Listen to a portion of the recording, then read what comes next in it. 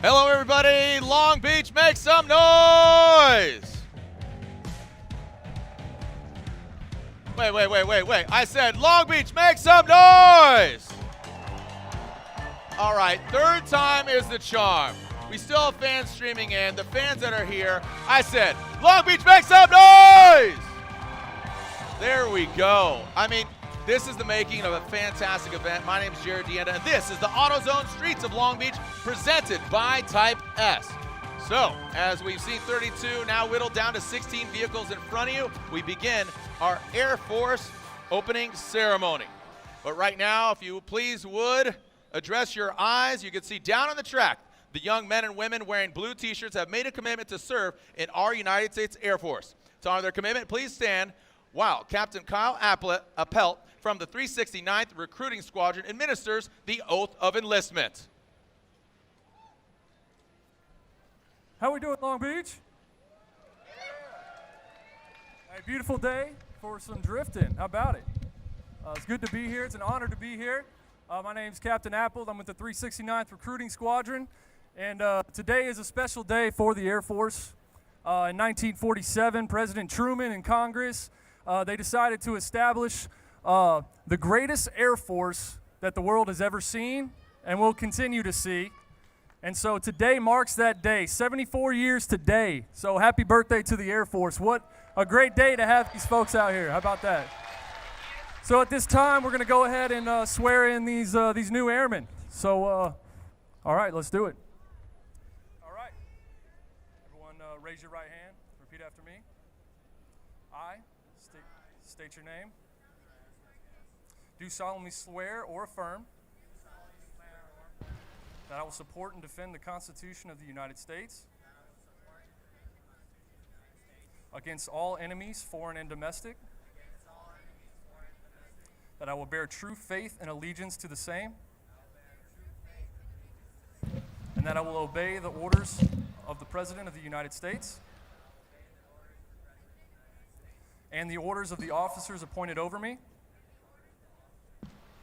according to regulations and the Uniform Code of Military Justice. So help me God. Y'all give it up. Congratulations, y'all. Welcome to the Long Blue Line. Thank you so much, the young men and women, and of course, to Captain Kyle, thank you so much. And now, presenting the colors, the March Air Force Base Honor Guard for our national anthem. Please stand and remove your hats, please.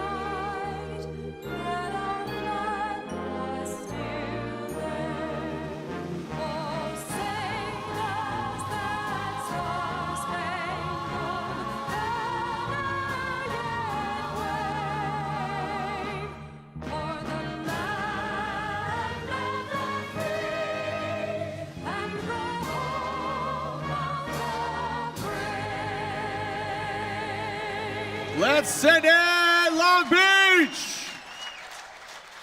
Round 7 of the Formula Drift Pro Championship, AutoZone Streets of Long Beach, presented by Type S. I'm Jared Deanna, my co-host Ryan Sage, and our field reporter Lorette Nickel, easy for me to say, will be giving you some insight down in the hot pits area. Are you ready to meet your top 16 drivers? Again, thank you to the young men and women who commit their new beginnings with the United States Air Force. All right, we start with the first car parked. I'm seeing it down there in the distance. Get him on camera here for the United States Air Force opening ceremony. Piling that Falcon Tires Roush Performance Ford Mustang. It is JTP Justin Pollack.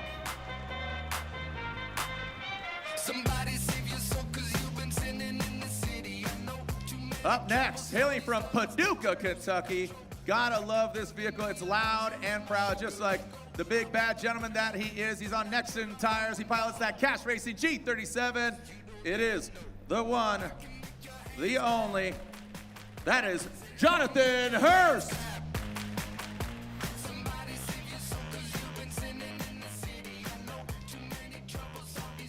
All right, this gentleman did nearly 200 miles per hour at the Bonneville Salt Flats, and right now he's gonna go sideways doing that. Royal Purple, O'Reilly Auto Parts, BMW. It's the Dozer, Dylan Hughes.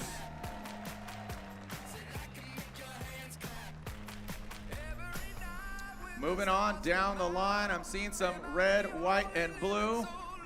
And flying that Dominican Republic flag, Jordo Metal Don, Mobile One Toyota Racing Toyota A86, it is Jonathan Castro.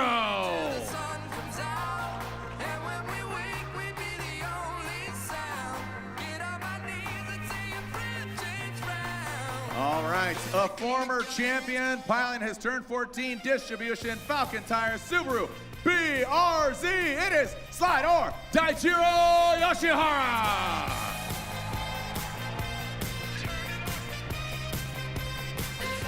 All right, another champion up in the mix, piloting the FCP Euro Liquimolly GT Radio BMW, it is Michael Essa. With his daughter there joining him. All right, this gentleman, let's see what kind of choreography we got here. They always got something new. Let's see what we got. Let's see what we got. The 818 Edelbrock powered Nissan 370Z. Make some noise for Jeff Jones.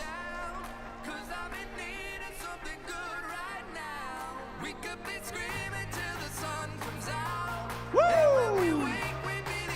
Another gentleman that has a lot of fun. He's in the top 16. He's from Long Beach, California. The KMR 99 Renewable Lubricants Mazda Tricks Mazda RX-8. It is Kyle the Menace Mohan.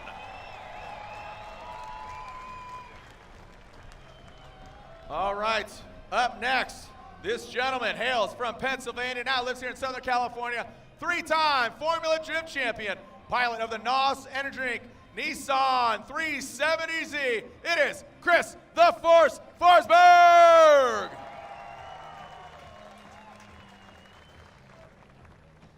Moving on down the line, he's your current points leader, the 777, the Beast from the Bay, piloting his Falcon Tires, Borla exhaust, Heat Wave, Drift Cave, Corvette. It is Matt Field.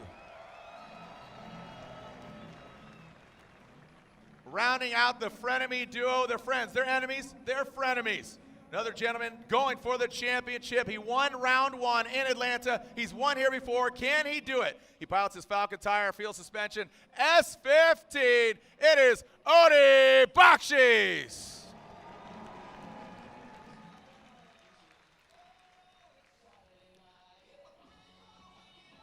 Up next, we have the RTR duo of Mustangs.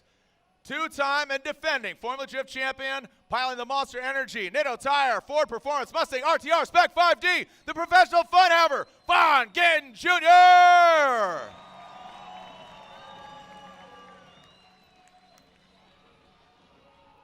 Currently second in points.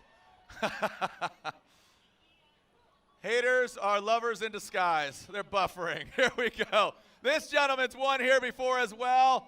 He's won multiple times, 3 times to be exact this year. He's ready to send it, clutch kick, and break some heels. In his BC Racing Nitto Tire Ford Performance Mustang RTR Spec 5D, it is Chelsea Denofa.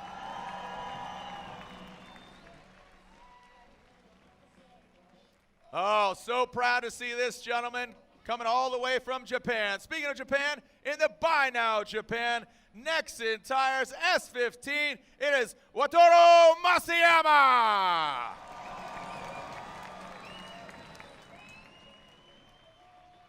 We got some more Toyota racing for your diet. He is currently 4th in points. Building plenty of projects, and here he is piling that gum out. Toyota racing. Toyota Corolla hatchback on Nitto tires. It is Ryan Tuerck.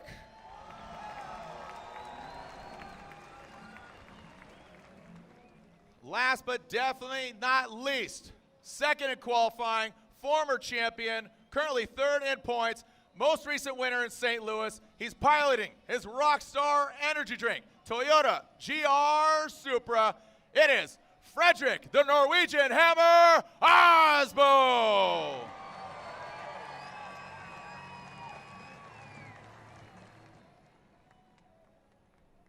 All right, so we have 16 drivers on track, but we have a very special member of our Formula Drift family. He's gonna have an opportunity here to talk. There's a gentleman that works on Frederick Osbo's vehicle. I've known this dude for multiple years. I'm throwing it down to a member of the team, Sean Hillier. Sean, what's up, man? What's up?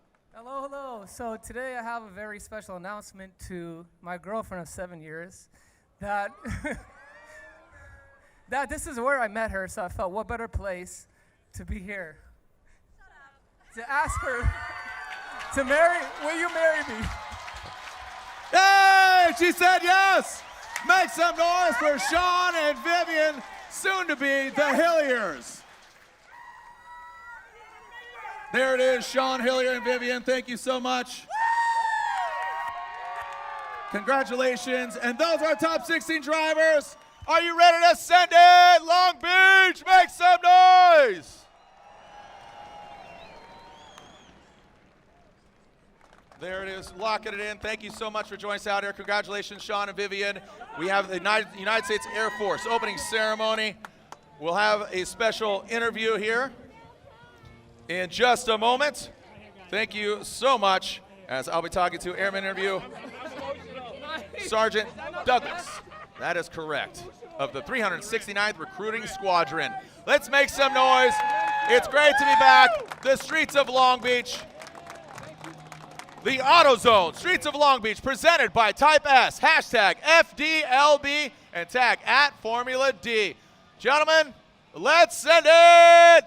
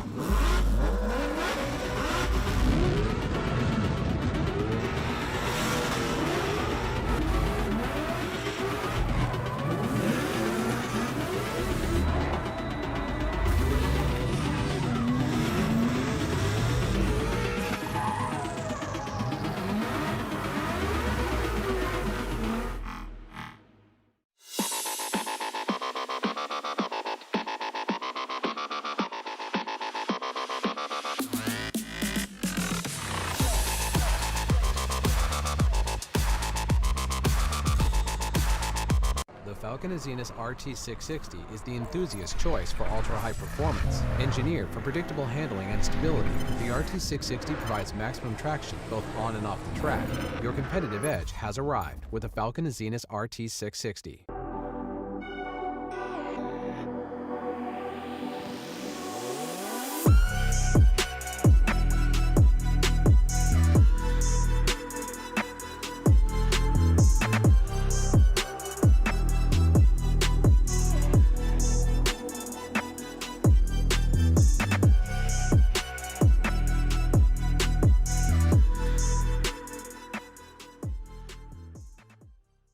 At Holley, we're gearheads too, so we decided to create a one-stop shop for all things automotive, a place we call Motor Life. Motor Life is Holley's new completely free digital magazine that houses the how-to stories, car features, news, and videos that car folks love. To check it out, head on over to motorlife.com and don't forget to subscribe to our Motor Life newsletter so you won't miss any of this great car-centric content.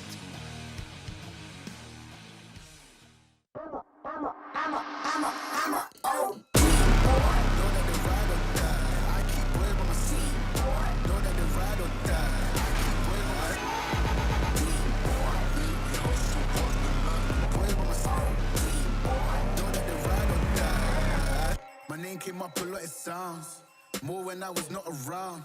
Certain people that I know, they ain't no longer about. Certain people that I know, they ain't no longer about. All right, as the vehicles are making their way to the hot pit areas. We'll get staged for our first battle, but as our United States Air Force ceremony comes to a close, I have a special guest up here, Tech Sergeant Douglas of the recruiting squadron. Tech Sergeant Douglas, you reminded me that you were here a couple years ago. The cars get a little gnarlier. The weather's nice. It's great to see you out here, and I got to ask you again, are you a drift fan? I'm a huge drift fan. I enjoyed the event last time, and this one is just as great. Did that event make you a drift fan, or was that your first time, or you've been a long-standing? That was my first live drift event, but I enjoyed it, and I've been following drift for quite some time. Sick. Thank you so much. Absolutely. Well, where are you from? I'm originally from Connecticut, but right now I'm stationed right here in Whittier, California. Nice. Quite a different contrast from Connecticut to California. It is much different east to West Coast. I'm going to jump right into it. You're here Absolutely. Talking United States Air Force. There's a lot of young men and women out here that are looking to, basically protect our country, get involved in the Air Force. But it's not just about flying planes, not about being in combat. There are so many different jobs. How many do you think, like in total? So currently there's over 130 different career fields in the Air Force. So things that you may not even think exist do exist in some capacity. So I encourage people to contact the recruiter and see what we have to offer. That's awesome. There's so much opportunity there. What are some of the directions or paths that a young man and woman could take in the United States Air Force? Again, schooling, right? Because with support and all that. Absolutely. So pathways they can take, they can become an aircraft mechanic for some of the aircraft that we have. Electronics, working avionics. They can even do vehicle operations or paralegal or dental assistant. There are many different career fields that exist. That's awesome. And why did you initially join, and how long have you been in? So I've been in for a little bit over 11 years now, and originally I joined because I love traveling.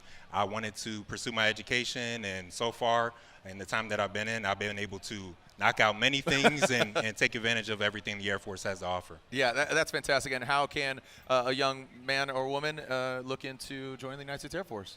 So I encourage you to go to airforce.com, and it'll be able to direct you to the local recruiter. You can call me personally. I am the Whittier Air Force recruiter. Look me up on Google or any of the other offices that are close by, Long Beach, Englewood, etc., and just see what they have to offer, and if it's for you, go ahead and pursue it. That's what's up. Absolutely. Tech Sergeant Douglas, thank you so much. And who are you pulling for? Who do you think's going to win?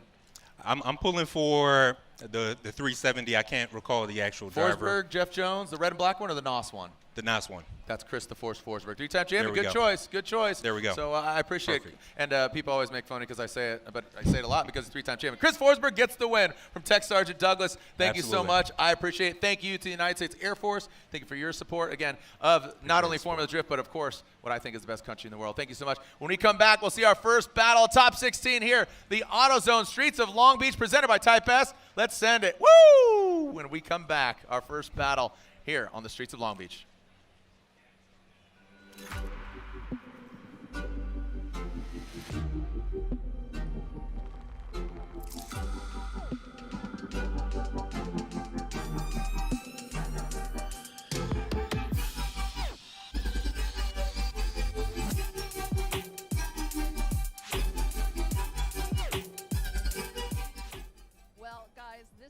so much fun because for the first time ever, Max Zittel won the K&N Premier Experience, and you got to go on a ride-along with Vaughn Gittin Jr. here at this Long Beach course. How was that experience for you? It was honestly the most ridiculous experience I've ever had in my life. First time at Formula Drift, so to be able to do something like that was indescribable, and yeah, definitely felt amazing. That's so cool. So your first time here at Formula Drift, but are you a longtime fan? Yeah, I've been a fan for about 3 years. I saw a video on Instagram, and I just immediately was like, wow, I need to be involved in that, and fell in love right away. I'm so glad to hear that. And Mac, I have some news for you, because not only did you get a ride along, which is a really incredible experience there, how would you feel about riding out with Vaughn Gittin Jr. into the opening ceremonies? That would be incredible. Are you serious? Yep, totally serious. No way. That's so cool. Wow. Thank you so much. Wow.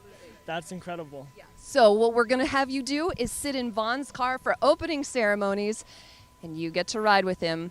It is going to be so cool. You're going to be able to see the whole entire Long Beach track and all of the grandstands. Congratulations. Thank you so much. Thank you. And I just want to say thank you to K&N and everybody involved for making this happen. Mac, thank you so much for your time. Guys.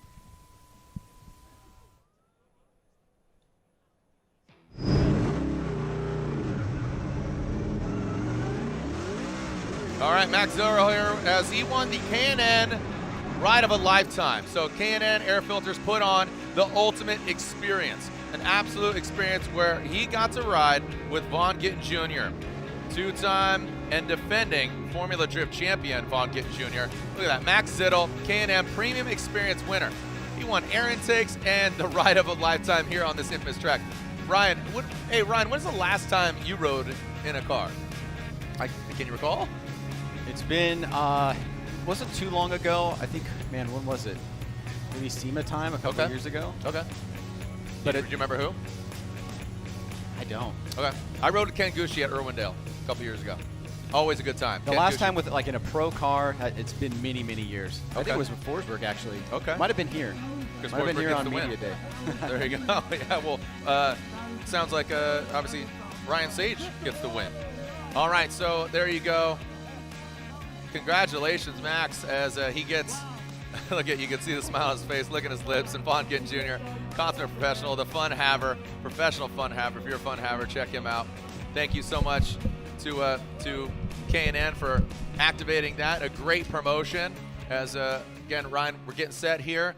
What are some of your predictions, man? Taking a look at the top 16. I mean, you know, we talked about Matt Field. You know, Kazuya Taguchi almost took him out, but overall, JTP versus Forsberg. Before we get to that, can I just say one thing? Please do. It's so hard to not pay attention to this side of the bracket. The right side is what he's talking about. They can't see it, but yeah. Yeah, on our side, the right-hand side of the bracket. Talk about the championship then. It's, you know, we got Osbo, Tuerck, Denofa, and Field all on the right-hand side of the bracket. And that means that if those guys are successful in the top 16, we're going to see those championship contenders go up against each other in the Great Eight, as early as the Great Eight. And that's going to be a serious potential turn depending on what direction it goes for what driver. On the left-hand side of the bracket, these are guys that can make up some ground on those guys, right? They have an opportunity to get through, you know, some competitors, get to the finals, and try to chip away and make themselves, you know, part of the story going into Irwindale. We'll be focusing a lot on the championship, but everybody is trying to get as much track time as they can, get as much screen time as they can, and finish the year strong. It's been an incredible season so far, and it's amazing that we have 2 events in Southern California to finish it off. And here we go with our Tuerck Drift course preview, as we are seeing Yoshihara in digital form. If you haven't downloaded Tuerck Drift, but it bears repeating, this is our touch and go. When they come out of that 90-degree turn, under the bridge is their first outer zone. You want to drag your bumper, tap it, don't get buried in it. Second outer zone, right in front of the main judging stand, right? When you transition now, there's a touch and go. So briefly hit it and quit it. So get close to that wall and wrap around that final cone. Ideally not knocking it over, but you want to be on that left side, on the correct side, power through the finish. There you have your run. Lead car, adhering to the judging criteria, decel areas right there at the starting line, and there as you approach that final and only inside clip. Yeah, I was just going to say that almost every aspect that you can talk about on this course, the touch and go and getting into the wall there, how to approach outside zone 1 and 2, outside zone 2, not getting into the wall, how to set up for the touch and go. We saw examples of that in all the battles that we saw in the top 32, and especially the D-cell map. And the judges wanted to remind us that the D-cell zones, or the momentum zones on the courses that we go to, is not a open door policy to do whatever you want. Right. It's just to be expected, based off the telemetry data that we're getting, that there is going to be a shift in momentum to the downside in those areas. And it makes sense. On initiation, you're going to be off throttle for a little bit as you get ready to get back on throttle and get to outside zone, or excuse me, touch and go 1. And then on that transition to the second touch and go, there's going to be a slight decel there. That doesn't mean that you can just completely stop in those areas, or that you can give up, or anything goes, right? They are expected to be performing at the best possible level that they can, but they are willing and able to be able to use that decel zone to slow down and set up for the remainder of the course. That is right. All right, we are getting our vehicles pulled up to the start line. Longtime veteran Justin Pollack and OG Chris Forsberg since day one. And Justin was talking about how comfortable he is, how stoked he is to be back here at the streets of Long Beach. 13 years has been competing in the Formula Drift Championship. Forsberg will be 18 years at the end of this season. But JTP, Chris the Force Forsberg, let's see who comes out on top here as we enter the Royal Purple Top 16. Royal Purple, the synthetic experts, the official engine oil of Formula Drift. Justin Pollack, our #1 qualifier, going against Forsberg, who is our number 17 qualifier. JTP piling that Falcon tire, Roush Performance, Ford Mustang. And here we go. Blazing the tires off it from the start. And here we go. Forsberg in tow. Initiating into that first 90-degree turn, coming out into that touch and go. See how they handle it. Both of them getting all the way out there. See how they ping pong back under the bridge. Great proximity there by Chris Forsberg. Maybe not getting as deep, but definitely applying the pressure. Can he let him pass? Yes, he does. Right in front of him and around that final clip. Ryan, a great way to start the top 16. Clean, tidy. Those gentlemen absolutely provided a maid service, put a mint on the pillow. Yeah, that one certainly had all the attributes that you want in a great battle there between two veterans of the sport. Justin Pollack has been building some incredible momentum, and both of these drivers have suffered mechanical issues this year that have kind of dashed some water, or put some water on their championship flames. And trying to make an impression here at Long Beach is extremely important.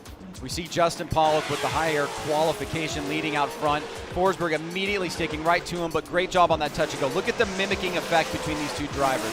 Forsberg starting to close the door here on Justin Pollack. Pollack makes a slight adjustment there before he gets to that touch and go. I love that transition back around, how quickly he did it. Got right to angle and held it. Beautiful initiation, quickly back on throttle, but Chris has driven with JTP so many times. They understand the driving style. You can see in the chase, Chris gave up a little bit of getting out to the outside zone 1 for proximity. And these are going to be some of the things that you're going to have to sacrifice when you're in competition with another driver. What things can I sacrifice, or should I sacrifice, in order to make sure that I stay in the battle? And it's a constant battle going back and forth, I think, to try to figure out who's going to be the winner.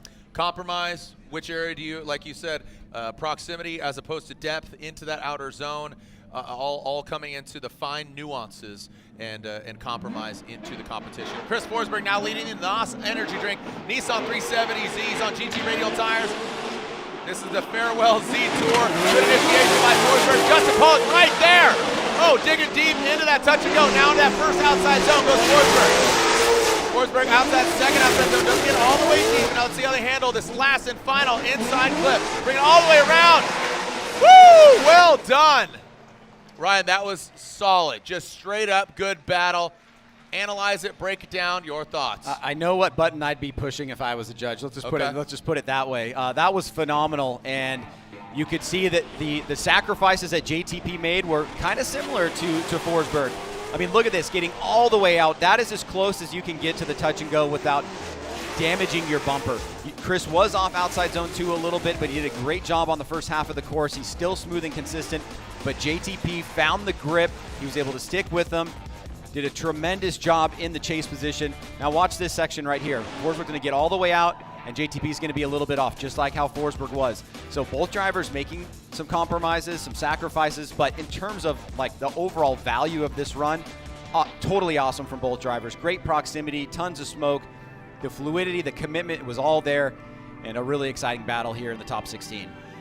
You know, either one of these battles kind of alter like kind of switching positions here. If any one of these battles was against a slightly lackluster run, I would say that either of these drivers could get the win. But Hughes have two fantastic runs straight out of the gate, which always just helps build the momentum and what we can expect for the entirety of and the remainder of this event. It's just tremendous. So Chris Forsberg, Justin Pollack, wait patiently or impatiently as we take a look at the BC Racing side-by-side instant replay, the official suspension formula drift, go for gold. Well, if you've been with us through the top 32 in qualifying, especially top 32, you know when the judges call for this, it means they're definitely contemplating. They don't know, or they're trying to verify something to see if there's a point of difference between either of the drivers.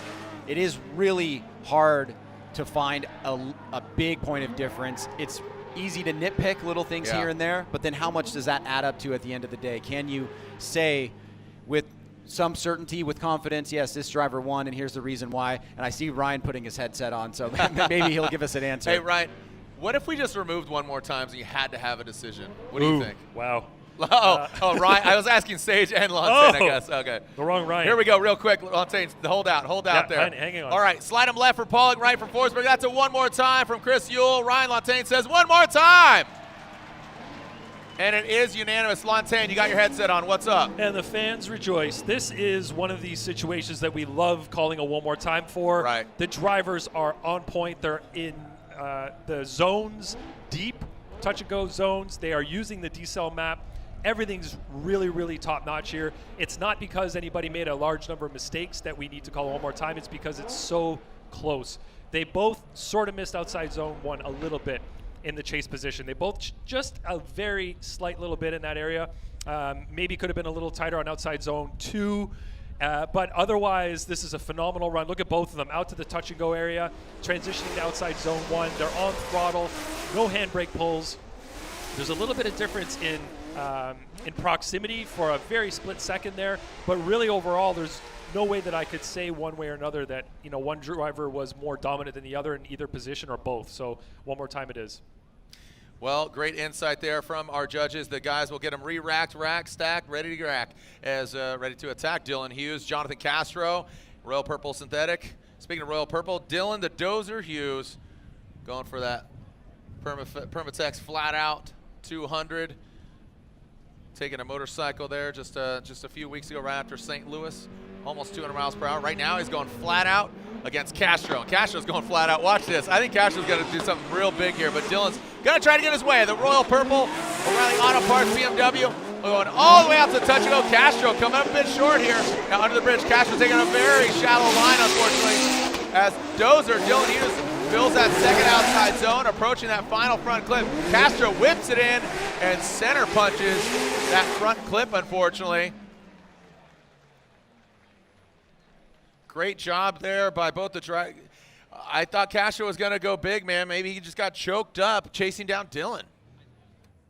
I think he has gone big all weekend in terms of bringing a very aggressive approach to his driving. And oftentimes it's really looked awesome and paid off, but sometimes it's put him in compromising positions here. And I think he's really trying to gain proximity here, but he's doing it with a lot of sacrifices. He's not following Dylan out to the touch and go number one or outside zone one and leaving some of the points that are represented by the comparison of the lead and the chase on the table there. And that's going to be an opportunity for Dylan to kind of use that to his advantage the next run and do better in the chase run on that part of the course. You can see here Castro's kind of more center course. He's not going out as wide as Dylan is. Dylan has a pretty solid lead run, so Castro knows what he needs to do here in the lead, and they'll switch things up with now Castro going to the lead position and Dylan Hughes chasing him down. Man, we have a packed house here in Long Beach. This is such a great sight to see. Thank you so much. It's been 2 years, 5 months, and 2 weeks, but who's keeping count, right? Hey, Long Beach, how you doing out there? Make some noise. You liking the driving or what? Here we go. Castro will now lead. Dylan Hughes giving chase. Let's see what we got. Who's coming out on top? Only one battle in, and it's already one more time. Nobody moving on into the grade 8. That is the Link ECU grade 8. Here we go. Castro out front. Dylan Hughes in chase position. Castro initiates that Toyota Racing Toyota E6. There's no Metal Dom Mobile 1. Yes, sir. There it is. backing it in, pin that bumper. Dylan Hughes right there on the door, the back end of Castro going deep. Now past that second touch and go, approaching that final inner clip. Oh!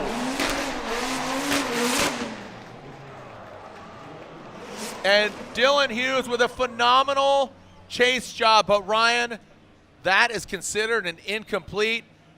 One more turn and burn to what I would maybe consider him getting that victory, man. You know the saying, so close yet so far, and that was very, very close. I mean, maybe 25 feet more, and he crosses that finish line. But it does look like he made a massive mistake there and put the dial back in the direction of Jonathan Castro. Let's take a look at it here. Dylan Hughes is a new up-and-coming driver. There's a generational shift. We've seen a lot of drivers in the series be here 16, 17 years, and Dylan is one of those guys that's come on strong in the past couple years and looks like he is a force to be reckoned with. But right here in a decel zone, unfortunately, he's not able to hold the angle. There's no contact there, no shenanigans from Jonathan Castro, and it looks like Dylan just made a driver's mistake at a really critical part of the track that's going to cost him big time.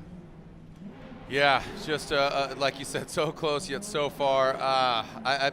You know what? Hats off to Dylan Hughes, but guess what? Jonathan Castro pushed hard, and there you have it. Castro gets the win.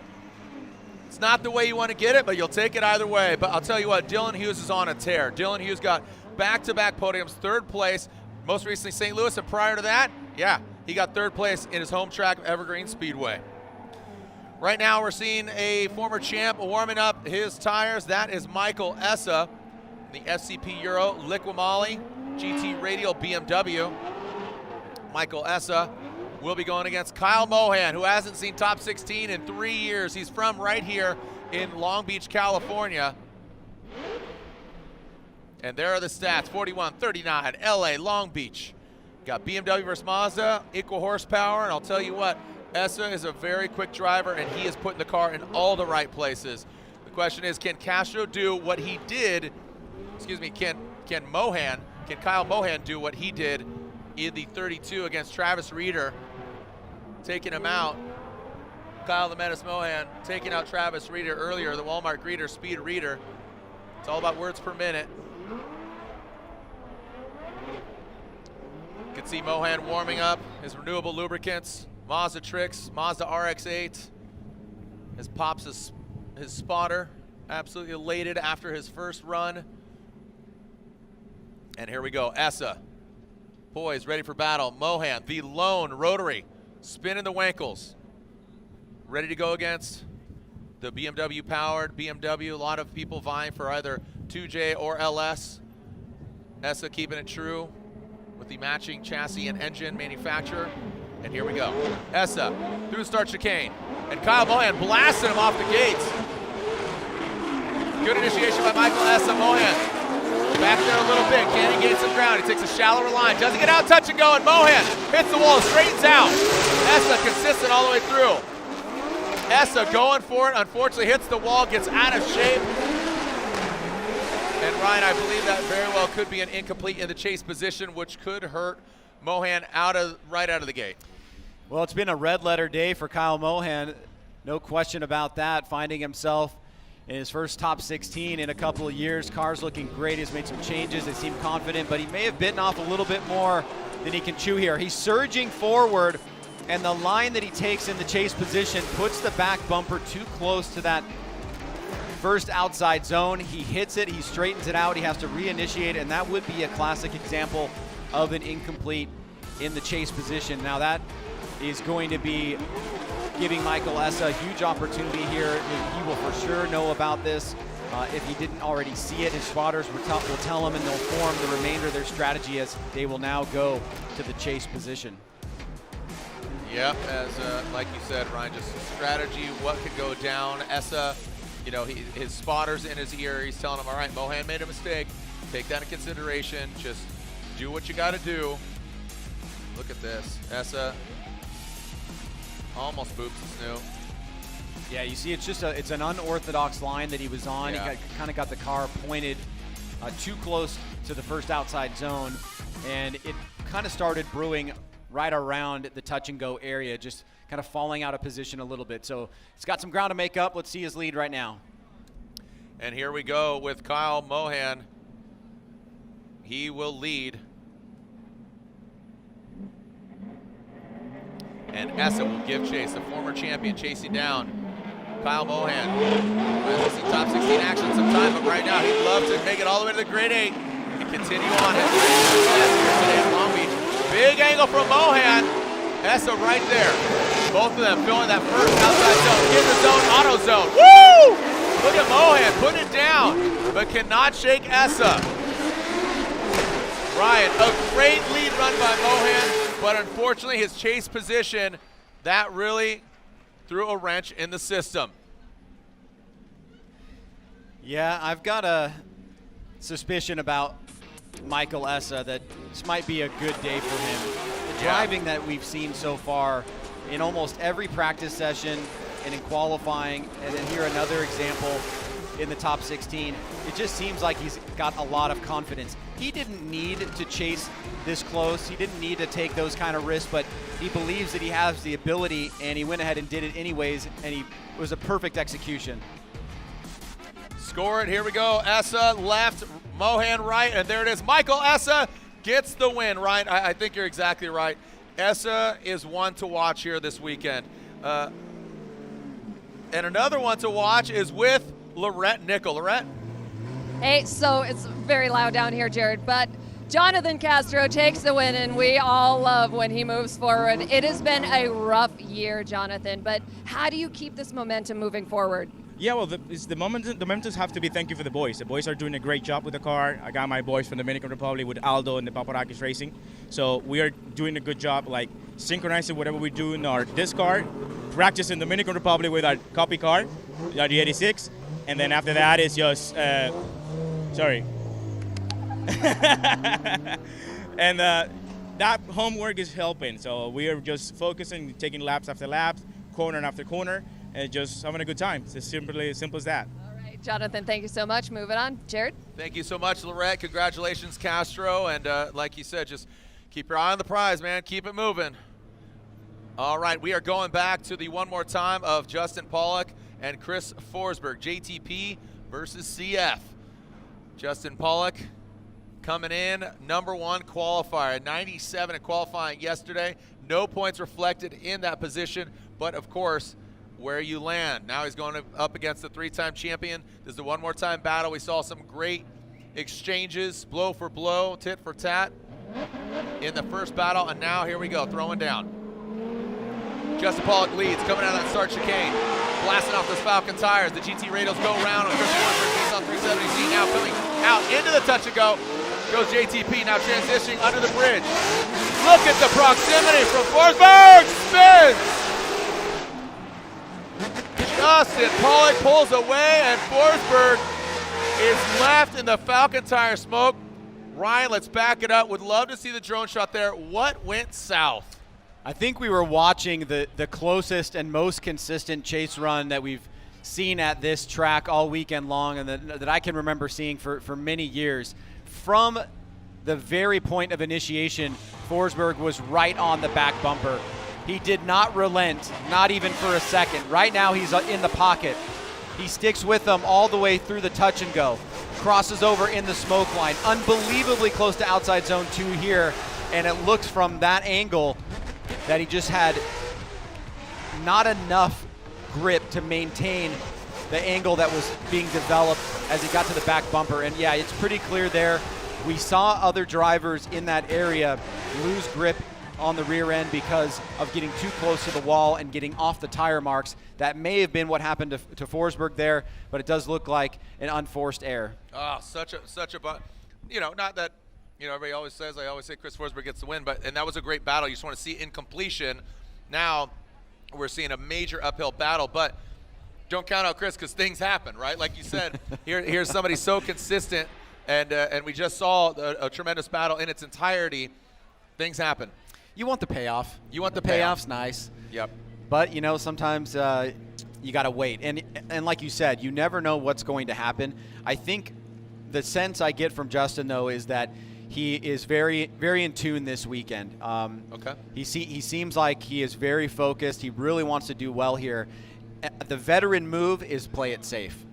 That's the veteran move. 100%. Yeah. But I really don't know Justin to kind of play it safe. Right? Would you agree with that? Well, that's why I was trying to give him some credit, saying he's very focused. Yeah, all right, here we go. Chris Forsberg, I'll tell you what, he's going to throw down a heater of a, oh, boy. Is that a restart? Oh, okay. All right, restart. I was like, oh, no. All right, and heading back to the start line. That is track 1 for Chris Forsberg. And Justin Pollack heading back to that start. Hey, who's coming to Irwindale? Either online or who's coming to the building? I mean, y'all better be there. If you got nothing going on, I mean, you can skip that wedding. They'll get married again, okay? Yeah, it's not a big deal. Join us. Join us at the House of Drift. Come, be one with House of Drift, where all your wildest Formula Drift dreams can come true. We'll crown a champion for 18th season of the Formula Drift Champion, where the folklore will be written in the history books. All right, 1 strike against Chris Forsberg. That was a restart. 3 strikes, you're out. Here we go. Forsberg out of the gate. Justin Pollack in tow. Drops into formation. Solid initiation by Forsberg. Justin Pollack, like you said, playing it safe, playing professional. Forsberg transitions under the bridge. Banger run right now so far by Forsberg. Big angle there from Chris. And now past that touch and go into that final front clip. Oh my goodness! That is a loop it. That's what I'm talking about. Woo! Exactly. Drone, please. Oh, got drone? I thought you said drunk, please. Those are the scenarios that unfold that people think Formula Drift is rigged. Oh man, we were just talking about this, and now we're going to have to go back and take a look at it because we're sitting on the possibility of an incomplete from Justin Pollack, at least at first pass. Now here he is playing it safe, and maybe that's not the move in this situation, and it looks like he just kind of angles up there. We saw something similar happen to Odie, right? Odie and LZ. And Odie ended up getting the incomplete for that in that section of the course, not getting the timing right, knowing that there is a decel zone there, and understanding what the lead driver is doing. We'll get a look at it again. This is coming in front of the judges stand here. JTP's doing a good job staying out of the smoke line, but right here you go through that smoke line, and then you come through the other side. Homeboy's sitting there. He had a gap, which is what I thought it was like. I think he listened to you. He says, "All right, Ryan, I got you, dog. All right. I'm gonna pedal back a little bit, keep it easy like Sunday morning. Wake up tomorrow, feel good." But let's play this out because we had a similar situation in the top 32. If both drivers have incompletes, lead. They would have incompletes on their chase runs. That means the judges have the ability to judge the leads. So whether or not Justin incompletes, I think he does because he goes opposite drift before the finish line. I'm just going to call he 100% incomplete. Yeah. Because in my ear, somebody said, nah. But so back to what you're saying, your train of thought was they were both mess-ups in the chase position. Now you default to lead runs. That's why they were asking for the side-by-side, right? Yes. Because why would BC Racing side-by-side. Go for gold, the official suspension of Formula Drift. Yeah, they were wanting the side-by-side because they're comparing the leads because that gives us a little evidence into their thought process. Insight, yeah. And that's again, so scrub from your mind. We're talking about math. That's the analogy used earlier. 0-0. Okay, now in their chase runs. Now let's look at what kind of power are you running on your lead runs. Justin Pollack's lead run versus Chris Forsberg's lead run. Yeah, this is, it only works when you have 2 incompletes in the chase because you have the leads to compare. When you have incompletes in the lead, you don't have that because the run shuts down at that moment for safety reasons. So we don't expect those chase drivers to finish the run. So you have nothing to compare there. No. All right, the vehicles patiently or impatiently waiting.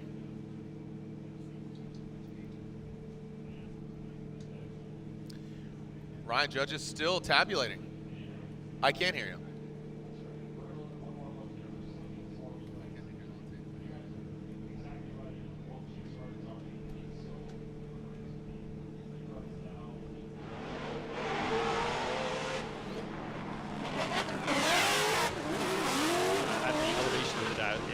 it's hard to tell exactly what's going on. So this from above, this is going to be better than from above, as it gives us more intricate detail as to how close they are to zones and what's going on. I think our votes are in. And Maybe they are. We are waiting with bated breath. What does that mean, baited? I'm not sure. It's Whoa! Did Ryan get stumped? Usually you always have just some sort of snarky or really intelligent answer. It means like you're waiting. Okay. He's the one that said it. He Yeah, doesn't know what it somebody's means. going to comment right now. All right. So we are waiting. I'm looking it up, bated breath. I thought it was like a fish. You eat in nervous and excited state, anticipating what will happen. They waited for the answer on their application with bated breath. Here we go. Slide him left for Pollack, right for Forsberg. Justin Pollack gets 1 vote. One more time, and finally, Brian Eggert says one more time. They're doing some heavy lifting this weekend. Oh, boy. Oh, boy. Heavy lift Look this at weekend. that. We want to see him run again. Lantain, headset on. Elaborate, please. There were errors from both of them in the lead position. As we said previously, the chase runs are kind of wiped off the slate here. We're only looking at the leads. I felt that Justin at inside clip number 1 to the finish line went wide and kind of had to tighten his lineup before getting to the finish line. His angle wasn't there because of that. He was going to end up in the wall. So the line was off a little bit there. Forsberg maybe wasn't as deep in outside zone 1 as JTP was on his lead. I think they were pretty similar on the touch and go.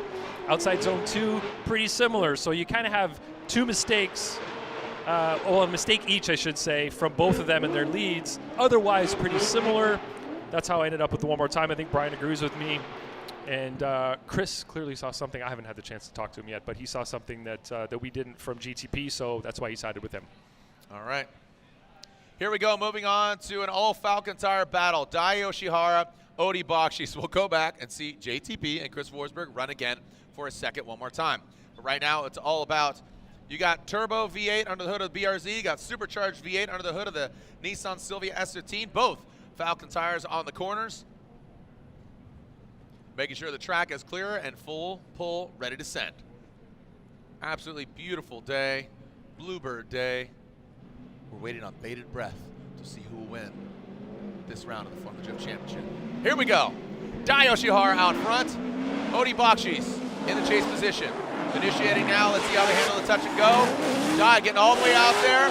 Woo, very close, but does not tap it. Very well done. And now into that second outside zone. Great proximity by Odi Bakchis. Dai Yoshihara, always smooth like butter. That was a rock solid textbook. You know, wasn't precarious. It wasn't scary, but it was fluid, right? Yeah, and I think Daijiro Yoshihara needs a good finish here. He's got himself in an awesome position, but man, going up against Odi Bakchis is no easy task.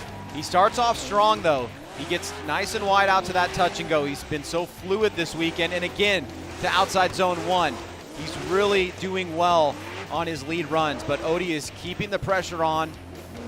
He's got that BRZ locked in, and he pretty much sticks with them. He has some moments where he surges forward, and he stays aggressive, choosing the moments when to close up and kind of back off. But that mirroring effect is awesome. He did leave a little bit of room there on outside zone number 1, so that's going to be a potential point of difference. And there are a few opportunities for Dai to kind of slam the door shut, so to speak, if he comes together with a really solid chase run, because the lead was top-notch. All right, so here we go.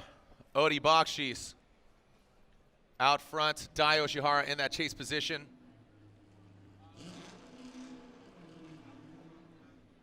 Again, 16 cylinders on track. Seeing Jeff Jones back there. Frederick Osbo. They are staged to go next. If we don't go back to the one more time of JTP and Forsberg.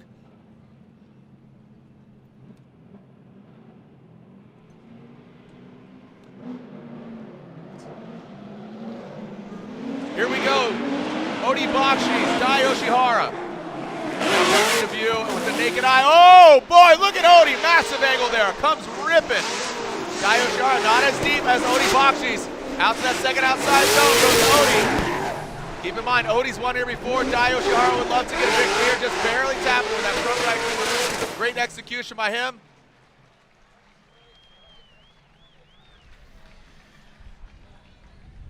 Well, at first pass, it's not going to be, a clear line to victory here. I think Dai's lead was at such a high standard. I'm not sure that Odie was able to do it as well as he was, and that might open the door here for some possibilities. We'll have to take a look and examine the chase run of Daijiro Yoshihara, but he was no slouch at all. He kind of was able to be in the ball game, had a good mimicking, or almost had a good mimicking effect there, but he also did miss that first outside zone. I think that the judges are probably going to be really scrutinizing the chase run from Odie Bakchis, and then really looking at the lead run from Dai. I think those are the two standout runs from each competitor, and whether or not it puts it into that ambiguous space, or if they see that there's a clear winner. Oh man, I you know what's great about this is top 16 already exciting, and what this is telling me is just the equity. I mean, look at these veterans. Odie, one of the best chase drivers in the biz. Dai Yoshihara, it's a long-standing veteran. And also, this alludes to Irwindale and what we can expect there. I'm just building up. I want that place to be packed. I want it to be bananas. I want it to be just absolutely off the hook to crown a 2021 champion. Here's the BC Racing custom coilover side-by-side instant replay graphic, Ryan. Yeah, I mean, I think all the fans should be conditioned now when this is happening. They're just taking a closer look. They want to see these runs side by side, see if there is something that stands out from one driver or the other that puts the needle in that driver's camp. It's hard for my eyes to see that there, but perhaps they picked up something that we're not.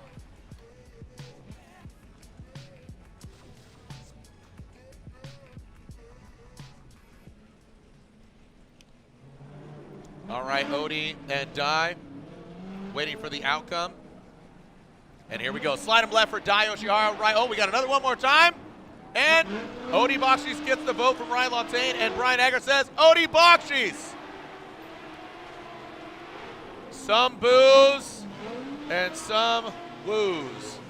Lantain, going to you, bud.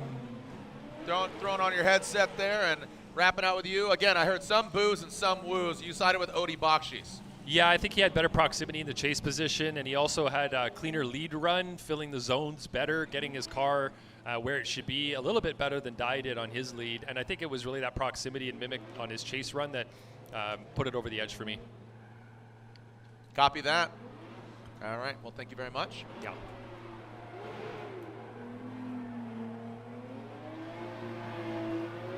Third time is the charm, or is it? All right. We are going back to JTP and Chris Forsberg, I believe. There it is. They are on the start line. This is Justin Pollack, Chris the Force Forsberg, Falcon versus GT Radial.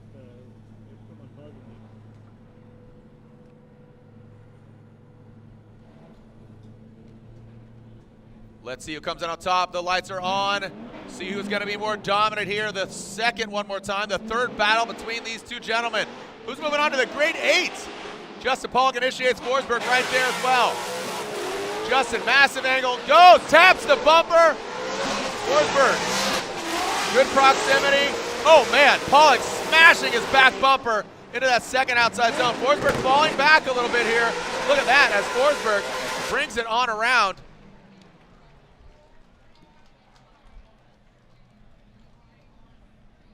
Yeah. Oh, Ryan, outside zone 2 again, right? Yeah. Yeah. This was an opportunity for Chris to kind of make up for that mistake that really put Justin in a big advantage last time around. He kind of takes the same approach, but this time it's Justin on the losing end of the wall, goes a little bit too deep. Forsberg has to make an adjustment, so I think the judges will basically take some of that into account. Here's Pollack right here. You can see massive compression with the back of his vehicle, probably 6 to 8 inches, and many of the cars are designed to do that, but it does disrupt the attitude of the vehicle, and you have to wonder how much they are going to put of Forsberg's run on Justin Pollack after that, because Forsberg kind of had to fall back.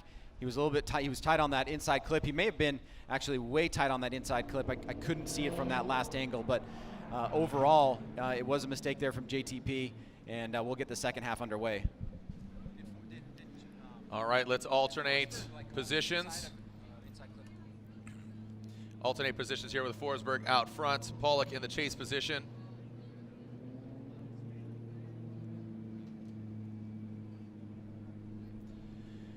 Oh man, some exciting driving here.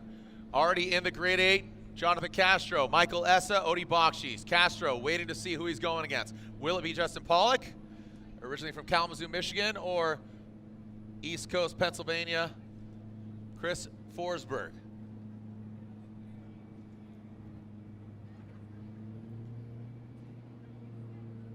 Here we go.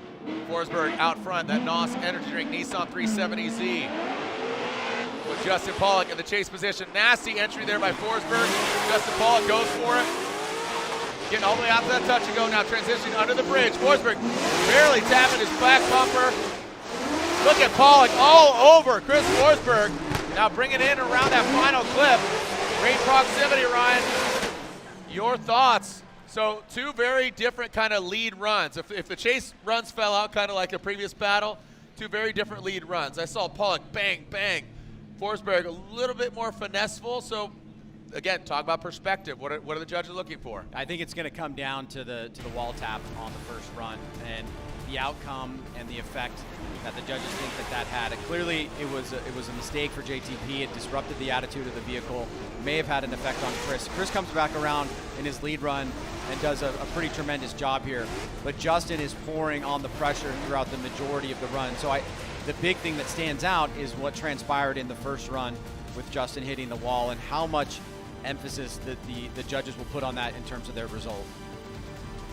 The plot thickens here for Forsberg and Pollack. Here is the side-by-side once again. Ryan, as you said, conditioning. So you're seeing this?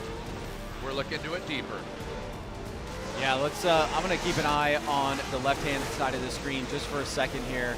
You can kind of see once that wall tap happens, it just changes the overall kind of flow and momentum of the battle from that point forward. So I think the judges are going to be focusing their attention there and what they believe that part of the battle, how much of a role it should play in the overall result. The royal purple top 16. Slide him left for Pollack, right for Chris Forsberg, and Chris Forsberg gets the win. And that was unanimous as Forsberg gets the victory and moves on after one more times. Ryan, are you in agreement with that as far as, unanimous? Yeah, I think so. I mean, the lead driver has responsibilities. The lead driver has goals. After Justin tapped that wall and it adjusted the attitude of the vehicle, it kind of changed the substance of the battle overall. I mean, well, Ryan Lontaine, if you can come on real quick, are we thinking about that in the right way? Yeah, absolutely. That was what I was first. The amount of impact that was there, we tell these drivers we don't want them to treat the walls like kind of bump stops, And he hit it hard enough that they have the forklift out there actually putting the wall back in place. That was a pretty solid hit. It's not, some cars are built in a way that they can absorb the impact a little bit more. They have crumple zones built into them more than others. So sometimes it might not look that serious, but you could see that, like you said, probably 8 to maybe even 10 inches, that whole rear crushed. And if you have, you think there was no wall there, Justin probably will have dropped a couple of tires off the track in that area, maybe more with the speed that he was carrying. And we don't want these drivers using the walls as, bumpers to keep them in the track. They're supposed to get close to them, scrape them at the most, but not crush the whole back end of their car in. Yeah, and Ryan was talking about that earlier in 32, where it's like, hey man, like zero chill. You don't want to go, you're going to smash your bumper in. Maybe just scrub it a little bit. All right, we'll take a short break. When we come back, we'll continue on here with Top 16. The Royal Purple Top 16 at AutoZone, Streets of Long Beach, presented by Type S. With performance this raw, you need air that's pure. We started with a firm belief that innovation could improve performance. With the success of 50 years and millions of filters behind us, we continue to look ahead. Guaranteed to protect against dirt and proven to provide up to 50% more airflow. This is filtration for the future. No. Seriously?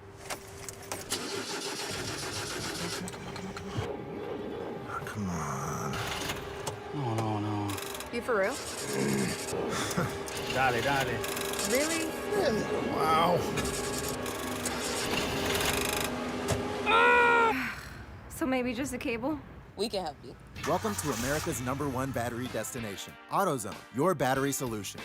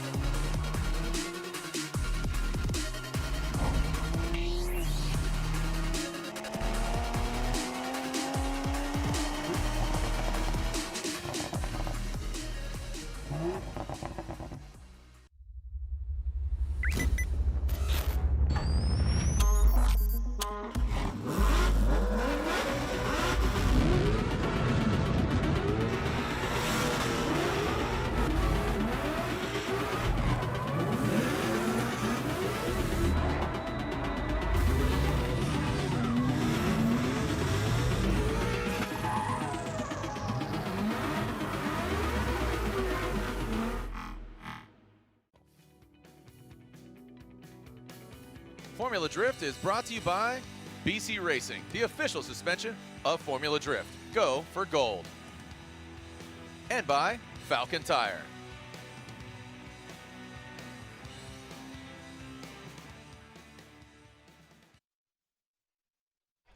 All right, so we are back. You can see the front end of that Falcon Tire vehicle. So as we are continuing on with the action, Ryan, we're actually halfway through the 16.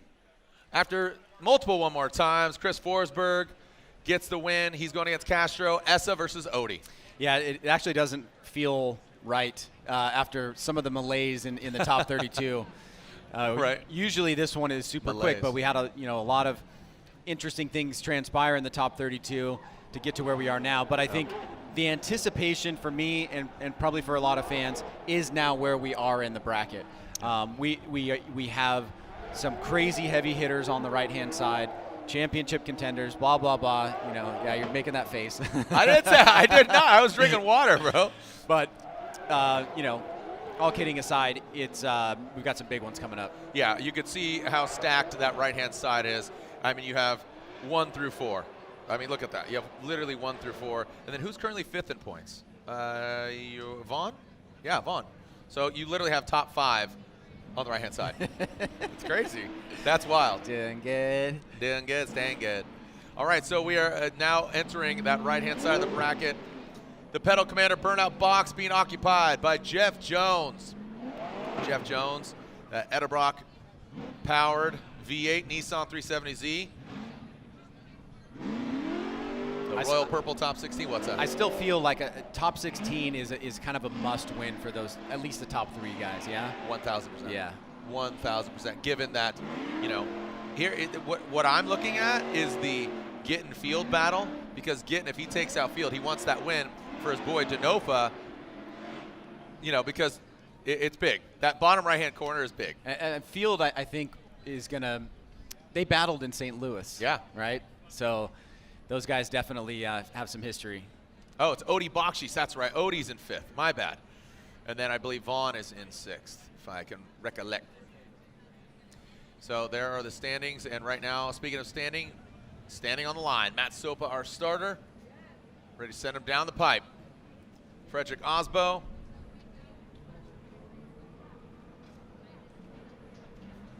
Frederick Osbo and Jeff Jones. Here we go through that chicane. No cones were hit. We got a clean start. Frederick Osbo, the Rockstar Energy Drink. Toyota GR Supra. Now coming into view. Yes. Outside touch and go. Quick little like quiver there for Frederick Osbo. Look at Jeff Jones. Right there. Jeff Jones coming on down into that final inside clip. Knocking it over, but look at that. Ryan, again, anybody could shine. And Jones is not afraid. He will not shy away from a street fight. Not at all. He will engage. He'll get in there, and he'll push the pace. Osbo gets a good jump. The closing rate here of Jeff Jones looks like it was going to be a little bit more than it was. He's doing a good job keeping relative proximity, but Osbo is so dialed in the lead. He really does not make a lot of mistakes. But here Jones goes on the attack. He takes kind of that unorthodox line, and thankfully he doesn't center punch that final inside clip. That happens to be a tendency that can pop up from time to time. He was able to kind of cut the line a little bit and still make it around that last inside clip without hitting it too aggressively. So you got to give him some credit there. We'd love to see aggressive driving and drivers taking those risks where it can go so wrong, but if it goes right, it could potentially go in your favor. So now we'll switch things up. Osbo will be chasing down Jeff Jones. You gotta love that. Just going for it. He knows who he's going against. He knows it's going to just be a straight up battle. But now, I mean, Osbo is absolutely a beast. The hammer just going to be right all up in Jeff Jones' business of that Nissan 370Z. Here we go. Jeff Jones out front. Edelbrock, GT Radial, 818, CPR, Nissan 370Z leading the Rockstar Energy Drink, Toyota GR Supra. Coming out into that touch and go. Jeff Jones goes all the way out there. Transitions back. Look at Jeff Jones. Can he be the giant killer? Taking on Osbo. Osbo, big pressure here. Now past that touch and go. Here comes Jones and brings it right around Ryan. I'll tell you what, Jeff Jones put out one heck of a run out front. He's keeping it lean. There's no question about it. Osbo, I think one point of difference for him, though, is the mimicking. Yeah. The mimicking was on point, especially between the touch and go and outside zone one. Watch this right here. He's basically perfectly mirroring what Jeff does. Now, he sacrifices proximity to outside zone one, but he's in good relative proximity throughout the remainder of the course. And here, he follows the arc that Jeff was drawing around that inside clip while still maintaining close distance to Jeff. And I think that those are a few points of difference there that potentially the judges could look at. You see in the chase, Osbo's closing pace was instant, and he kind of stayed there the whole time. He had some really good moments from Jeff, surging attack, especially at this end. But when you're looking at the overall consistency of the run, did Osbo just do a little bit more and more often than Jones? Man, some exciting battles there, and I'll tell you what, you know, Osbo is just a serious contender. Look at the packed stands, even on the waterfront side, man. Over there, you can see in 24. Next weekend,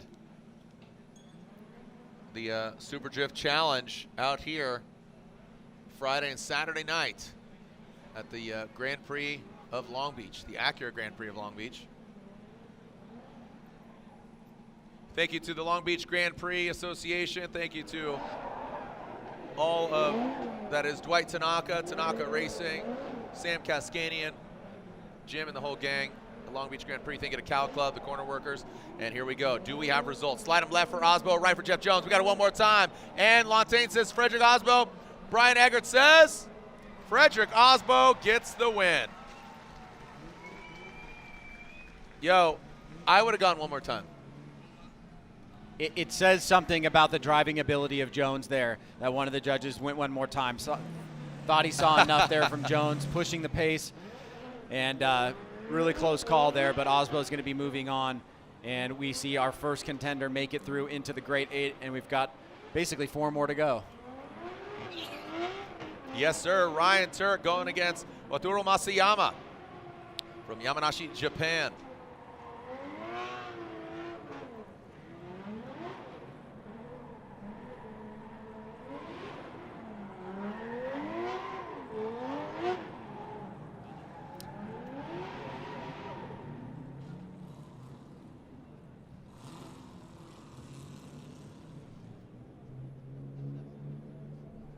All right, here we go. The Pedal Commander burnout box. Look at that. Look at all that smoke. You got Masayama and Ryan Tuerck just throwing down some serious smoke. Let's see who comes out on top. Who is going against Frederick Osbo?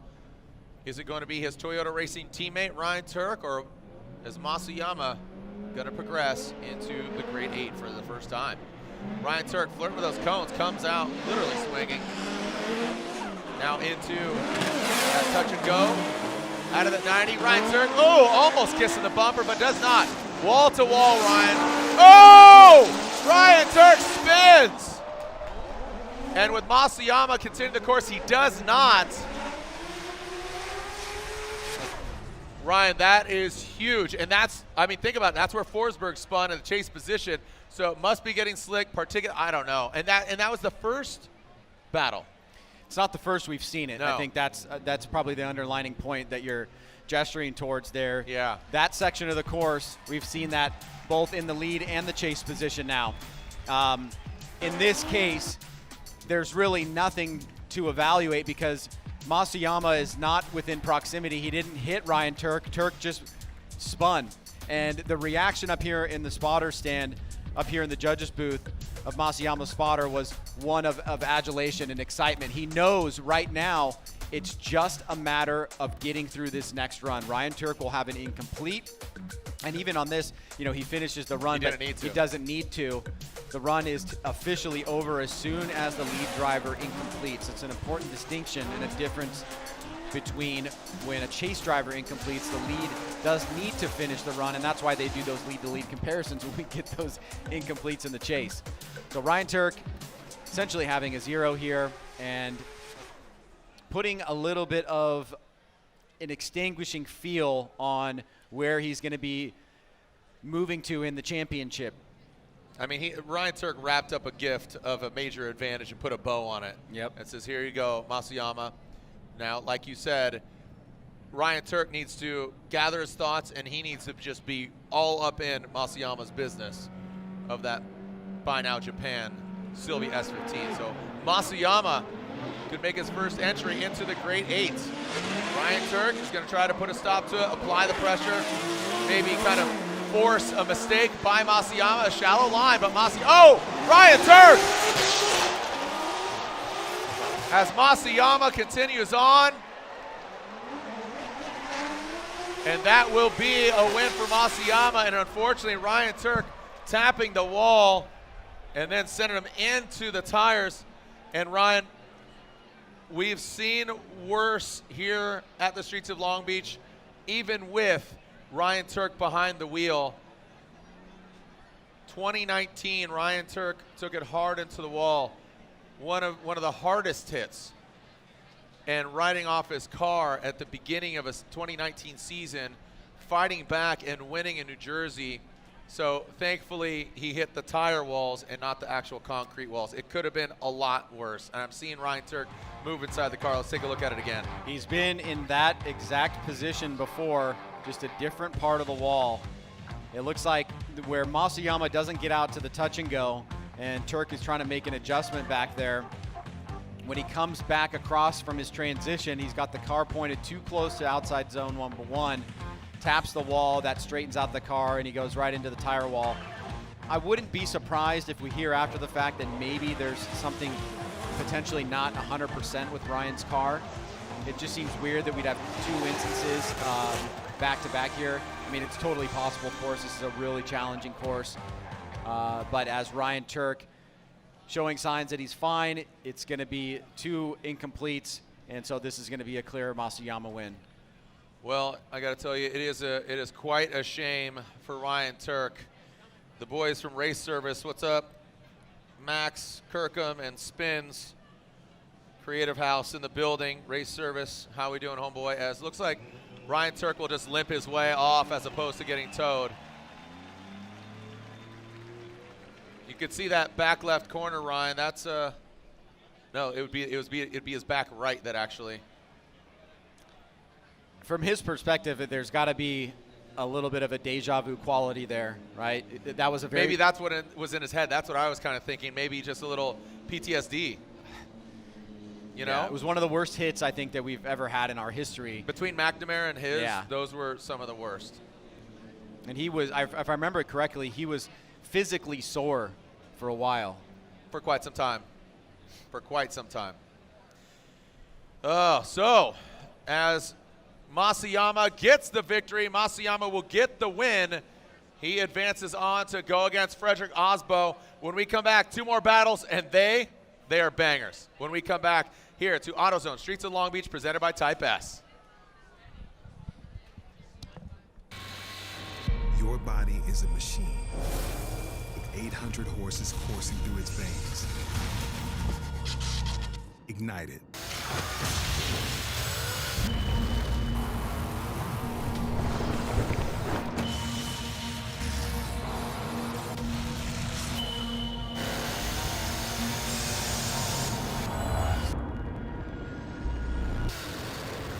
NOS Energy, human horsepower.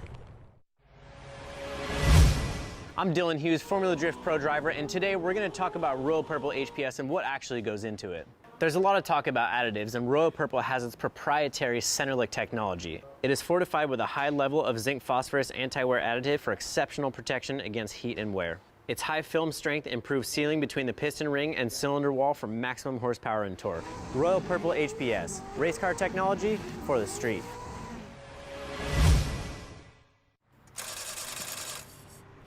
No. Seriously?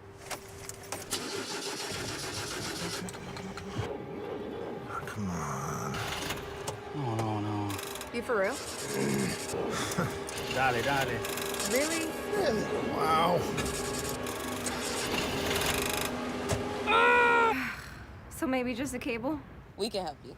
Welcome to America's #1 battery destination, AutoZone, your battery solution. With performance this raw, you need air that's pure.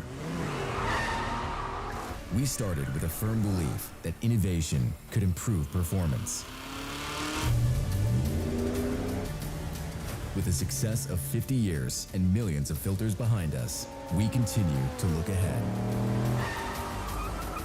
Guaranteed to protect against dirt and proven to provide up to 50% more airflow. This is filtration for the future.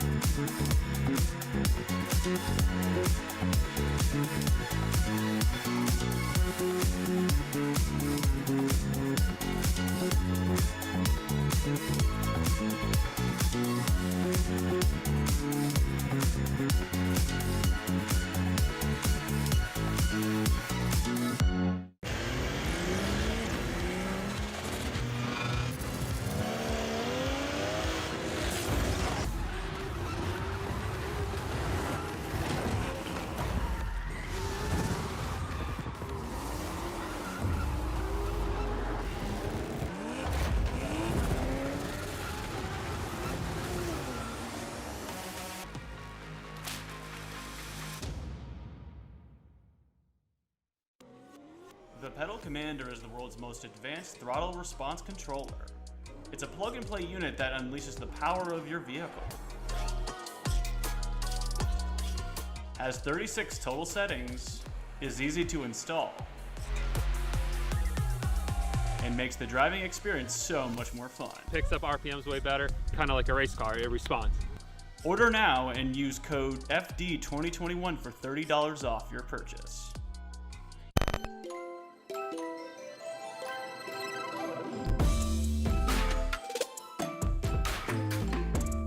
So for a number of years, we ran this same motor, RY45, 455 cubic inch Ford Performance race motor, fully naturally aspirated.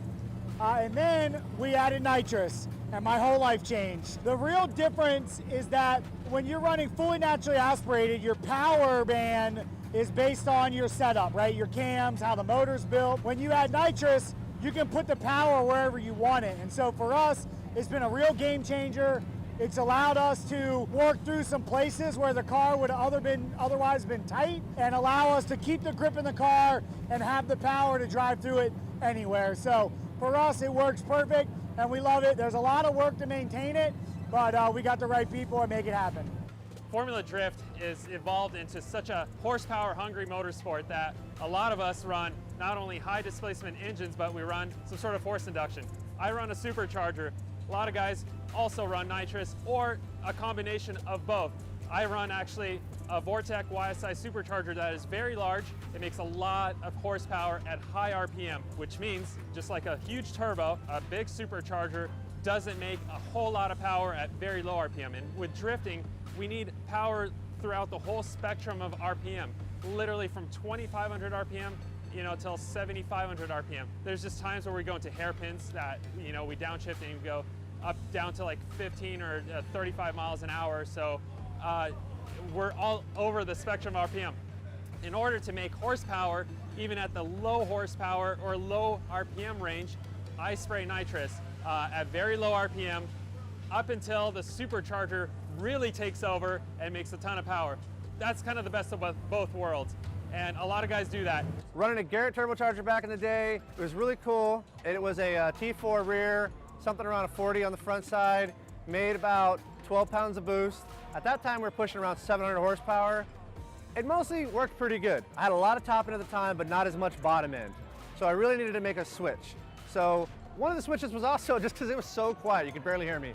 Kind of like when you listen to Dye's car run by. That thing's nice and loud, but it gets real quiet after it passes you. Really wanted to switch to a supercharger unit because I knew it'd be nice and loud and I'd get that low end torque that I really wanted. So now we're running a 2300 unit from Edelbrock on the 6-liter motor, pushing about 820 horsepower, about 890 foot-pounds of torque. This thing is great. I get full 17 pounds of boost, right around 3,000 RPM, all the way up. So my curb is literally like whoop, whoop, straight across. Tons of power. AFRs are usually pretty low, and air intake temps always pretty good. So very consistent setup, easy to run, no nitrous, just what you see, what you got, and it runs great. Didn't want to run nitrous because that's almost a whole other guy just running a bottle back and forth. The amount of power that we're making and the amount of vacuum and boost, we would need a guy switching a bottle like every 2 laps. So didn't want to have that much of a headache, and this supercharger does everything that we need. Biggest difference between a supercharger and a turbocharger is turbo is going to definitely give you a lot of power up top, but in drifting with the big tires and the heavy girl that I got, I definitely need more boost down low to get all that straight torque so I can really just drop the clutch in fourth and dig out of the hole. I run a 2JZ with turbo, but in the past I was not running nitrous, and now I am running nitrous, so we're going to talk about the pros and cons of that. I run a stroker 3.4 Brian Crower stroker 2JZ, high compression with a Borg Warner EFR turbo. It's a great power plant, it works good, it's pretty responsive, but in drifting you need to like flash your tires immediately, break them loose so that you can go into drift. There's times where you wish that it just had a little more torque or instantaneous spool, and I put a nitrous system on the car, and then I've been refining how I do the nitrous when it comes on and whatnot, and I've noticed that it's a lot better with nitrous because you can have it come in at anywhere from 0% to whatever 100% TPS, so I pick somewhere in the middle. I'm not going to tell you guys where it is, but where I get into the gas and there's no boost yet, it's going to spray nitrous to help build the boost, and little things like that are beneficial. I don't run the nitrous all the way out, I just have it to help spool the turbo, because once the turbo's alive, the car makes 1,000 horsepower, and that's plenty to blast the tires. But when you're like in between or transitioning behind someone and you have to grab handbrake and you're not on throttle, you need to instantaneously spin the tires again when you get back on throttle, and that helps. So big improvement with nitrous, so I'd say nitrous is a plus, and if you haven't had nitrous, you're gonna need nitrous.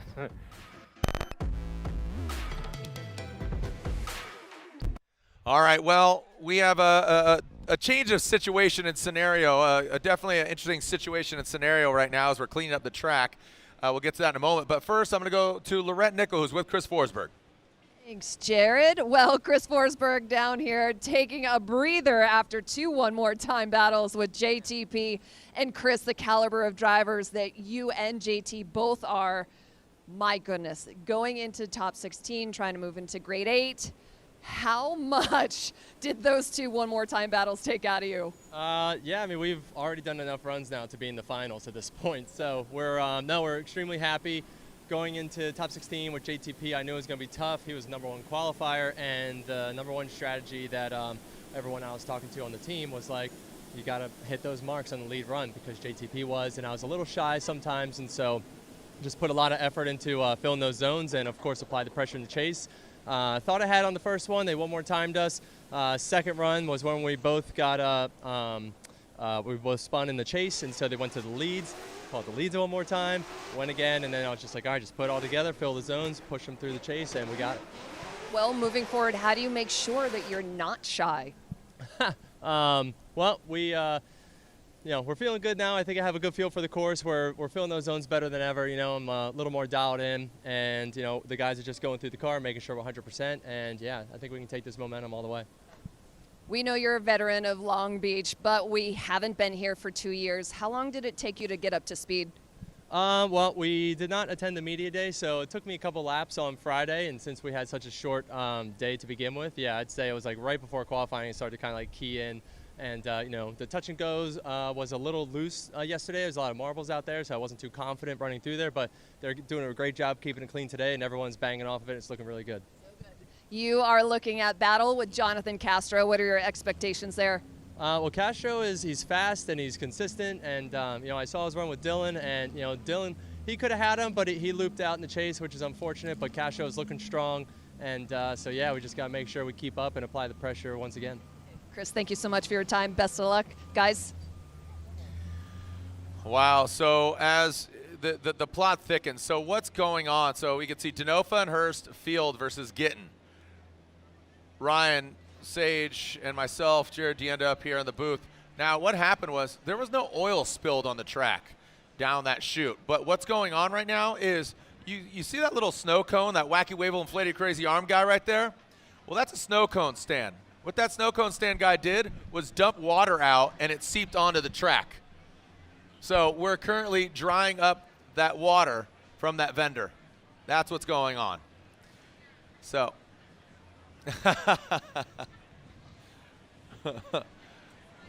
So now that he made that mistake, he's giving everybody Modelo. I'm joking, obviously.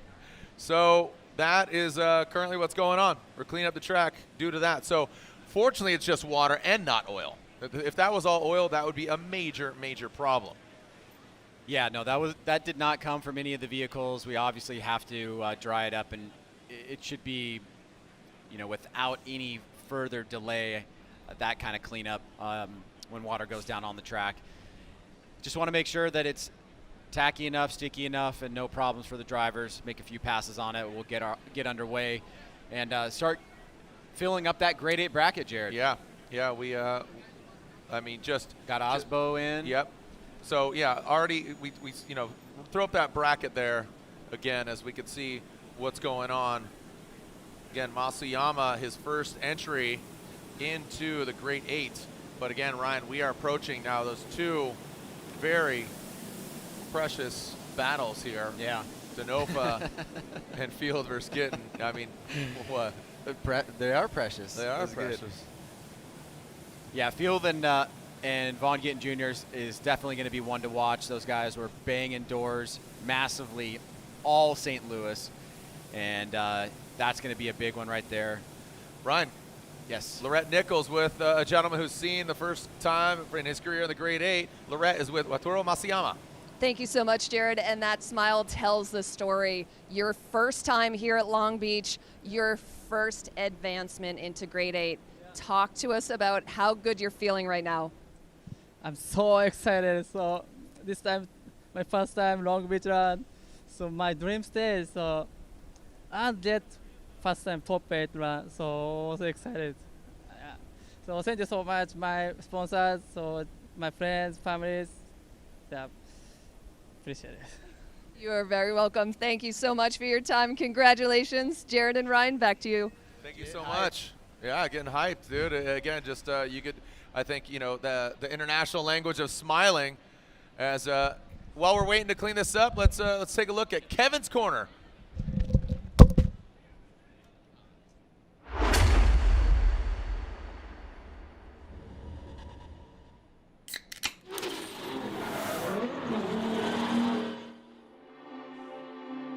Armed.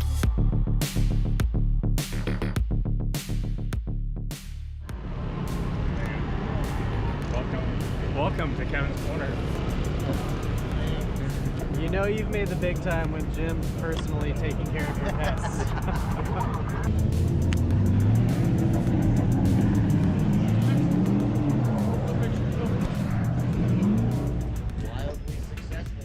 I gotta upsell it, dude. Oh, okay. I should wear my Kevin Corner shirt. We're trying to pump up your numbers, dude. You done in here?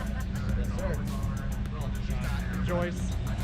Yeah, with the starters out of the way and all that? It's still connected. I mean, the guys are down there working, so really. Right, okay. Yeah, we'll cruise back by later then. That way, BB and Chunk. That looks fine. But you know what? Yeah, that's good for practice. But here's the weird part. Not coming off the bank. It's in the middle, on the other way. Jump in the infield? So on the... So that's the right side? Yeah. Were you running like 6 pounds? Yeah. No, we're like 8. Okay. Warm. 8 warm. Alright. So we don't, the travel's what we don't have. That's why I have 9 bump stops in there. Okay, so then jack it up and make it so we can see what the hell you have going on in there. Okay. Do you have like a 6K spring or a 5K, but 5K is like straight ice skating out there. Damn, 1,000. That's way out there, it it is. is. Yeah. But look at the other side actually. This side's probably more consistent. Plus I have some hidden stuff on that side. I'd rather not show people. Better. Like over a 1/4 inch left in travel before he bottoms out. Wow. So it helped a lot. Well, I saw him going, so I just like chucked it and like slammed on the brakes. Yeah, you can actually see the track goes like dark, and then like there's a gap. Yeah, it's a lot of people's cars are super unsettled. That is a solid dent. Off of this. You know what I mean? Put this underneath the front side of the block. That wood will slide. No, it's sliding on the wood right now. Yeah. We'll get right underneath it, be all right.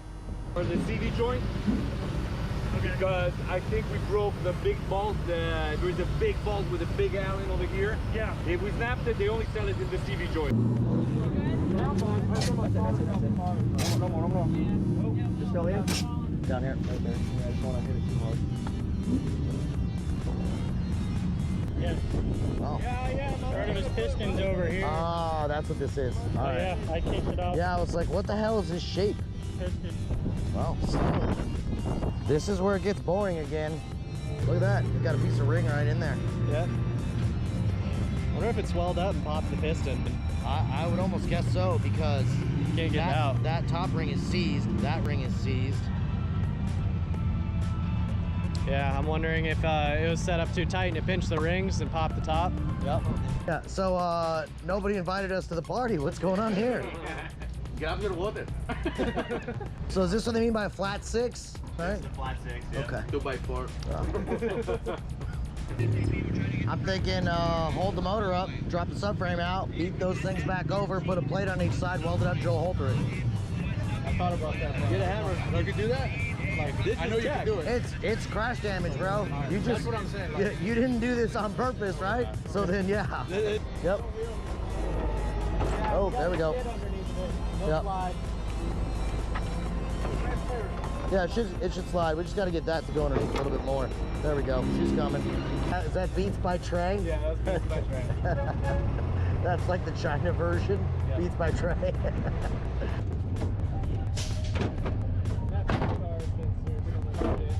People would be stoked to have this bumper on. Yeah, no problem. Thank you.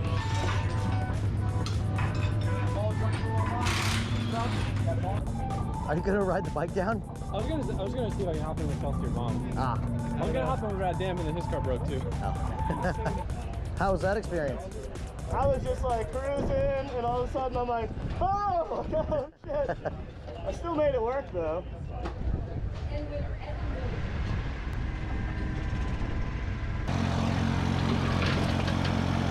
Uh-oh. Go check him.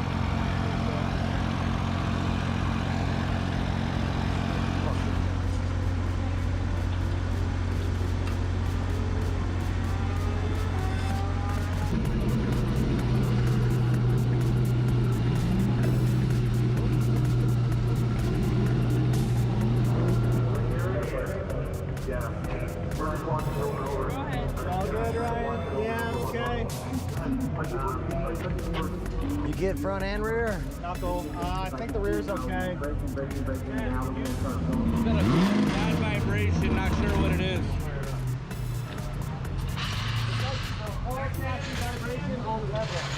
Yeah, get the shorty guys. Here, there we go. Now we get it. Well, let's go them here. Just take them. They're not going to do it. All right, so can you hear what we're talking about? No. So basically, we're going to go on a delay for 25 minutes. Okay. I'm going to move the start line forward. Okay. So we don't have to deal with that insanity. And we're just going to have them do the oil dry and that brush thing back and forth until we have something decent, and we'll run it. So here's the tentative plan. Okay. Start line is now going to be up here. Okay, after so that. we don't have to worry about this. Can we back into it and not roll over all of it? Yeah, well, you can burn out and come through here and back into it, but you're going to pick up all these marbles too, so. Sight lap. No drifting? Do whatever you want, but you cannot change tires. Understood. Cool. What timing? Like a minute and a half. Oh, really? Yeah, we're ready to party. Danger to manifold. Laptop mode. Yeah. Go. Okay. Wrap up. Are you okay with that? What?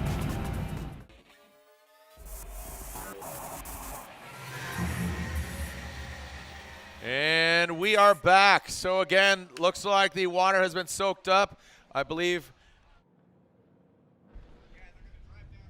all four vehicles, just the two vehicles are doing a quick sight lap to check out what's going on out here on track. Again, right there in that touch and go area, some water seeped onto the track from the vendors. It's been soaked up. You can see all of, what you just kind of, in slang call kitty litter. It's not literally kitty litter, but obviously as kitty litter absorbs, that's what this stuff does as well. So we get that off track, and now we are hopefully going to be seeing some drifting, but we're going to be seeing a sight lap from both of the drivers in the next battle. That's Chelsea Denofa and Jonathan Hurst. So Denofa and Hurst. There we see. That is Jonathan Hurst in his G37. Checking it out, seeing what's up. That Cash Racing G37. Chelsea Denofa should be making his way down here as well.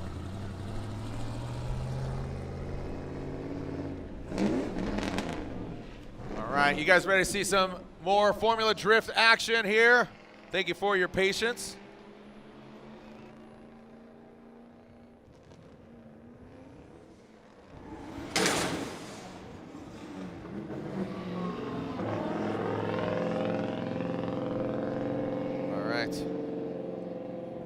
And here we go.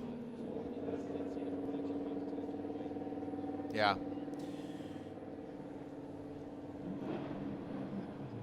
All right.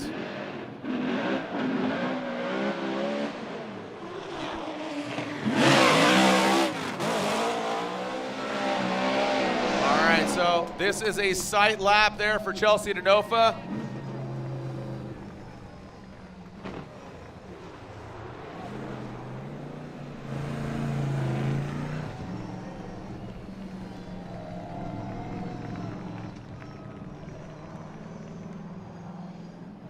All right, so there is Chelsea Denofa.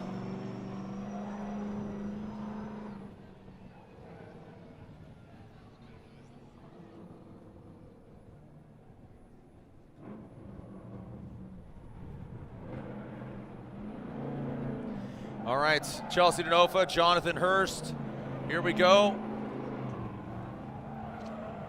Moving on to two major battles here in the Royal Purple Top 16. Chelsea Denofa and Jonathan Hurst. Denofa currently second in points. Up next, we'll be seeing Field and Gittin. Field, our current points leader.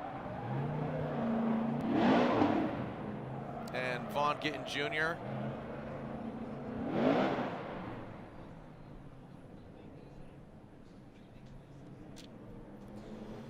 And there we can see the gold nose of Chelsea Denofa. Hurst warming up his tires in the back. This should be a really fun battle to watch. Hurst has been rising to the occasion, but Denofa, who has 3 wins here in this 2021 season. Thank you for your patience again, absorbing some water that seeped onto the track.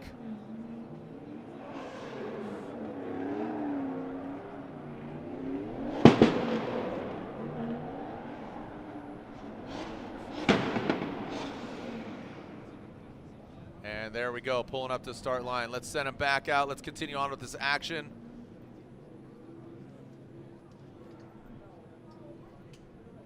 And here we go. Looks like track is ready, driver's ready. And with a delay, the action will continue. Here we go, Chelsea Denofa, Jonathan Hurst in the Royal Purple Top 16. Royal Purple, the synthetic experts official engine oil of Formula Drift. And that's a restart. The anticipation mounts. Checks out, bro, right? Looks like Chelsea Denofa just hit that cone. That'll be a restart. Strike one for the BC Racing Nitto Tire Ford Performance Mustang RTR Spec 5D. Jonathan Hurst, No Cash Racing, turbocharged LS G37. One of the loudest cars in Formula Drift competition.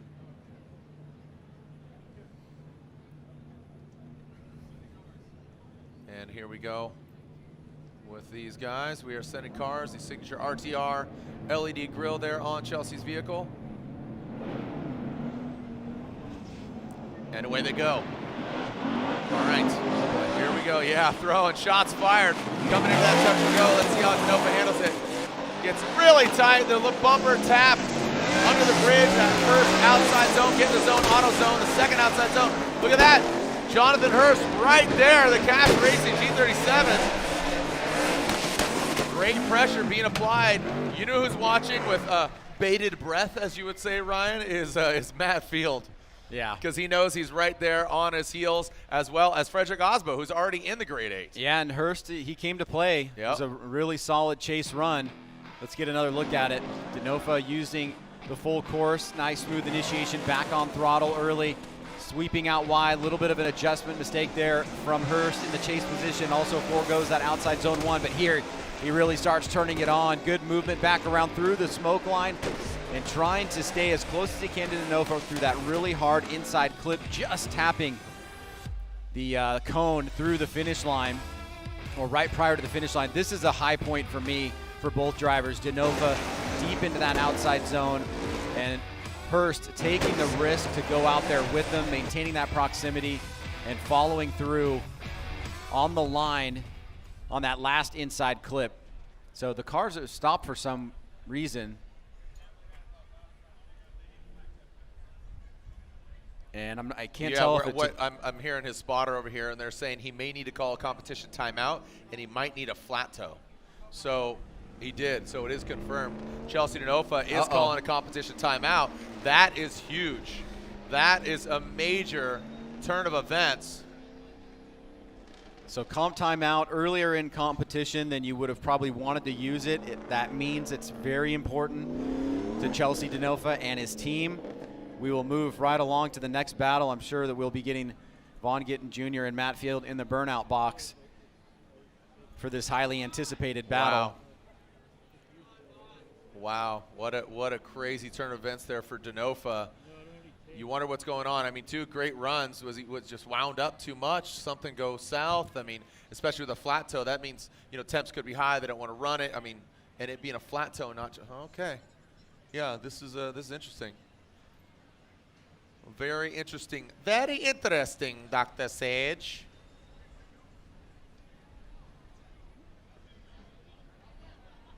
As the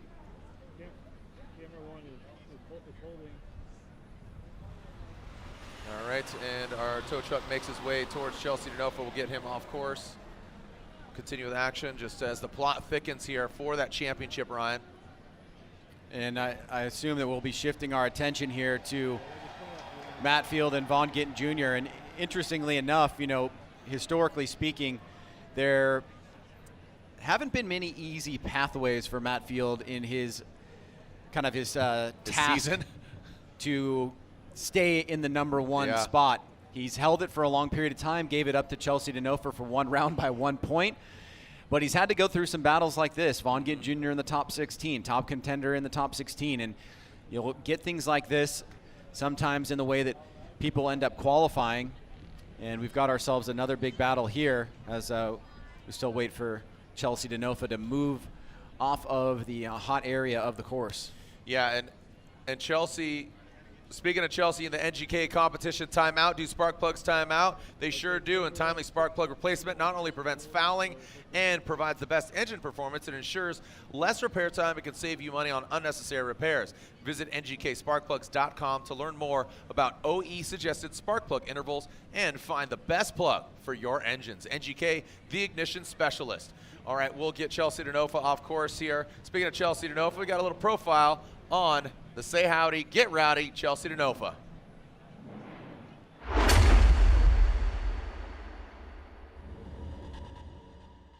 I'm Chelsea Denofa, driver of the Ford Mustang RTR Spec 5D, and I've been driving for almost 18 years now. My competitive approach to 2021 is actually not competitive.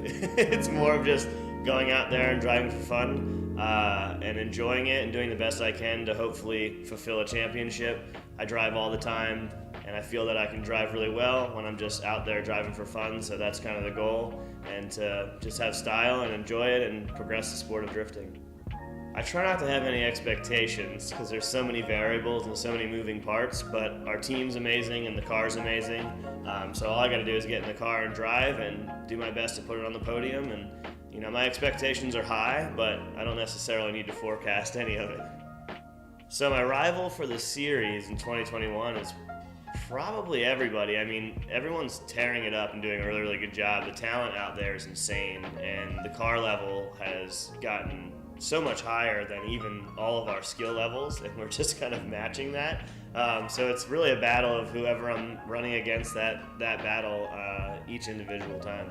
My favorite thing about Formula Drift is probably the fact that you can run like any engine, any car, any type, and have a ton of style with that, so it all flows together. And I think it's just like the style aspect of it. It's extreme motorsport to me, like just like how skateboarding was and BMX growing up. It's like, you know, you do what you want to do, you drive the way you want to drive. You got to do certain things to appease the judges, but at the same time, it's all about just balancing, like, you know, the happiness of you driving the way you want versus, you know, what gets you the points. My projection is to do really well. I feel like we've got the right car, the right team. I feel like I've been driving a ton, like probably more than most drivers, because I drive 3 or 4 days a week drifting. So I feel like I have that ability. It's just tying it all together and making those predictions each step of the way.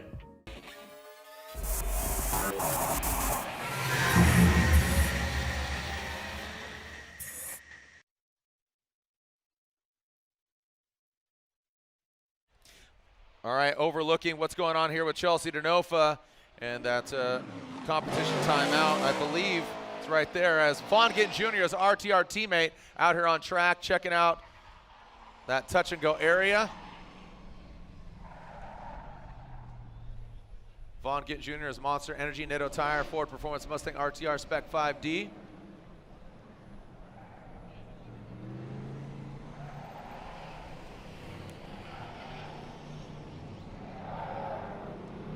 So much on the line, Ryan. We've said it, we'll say it again.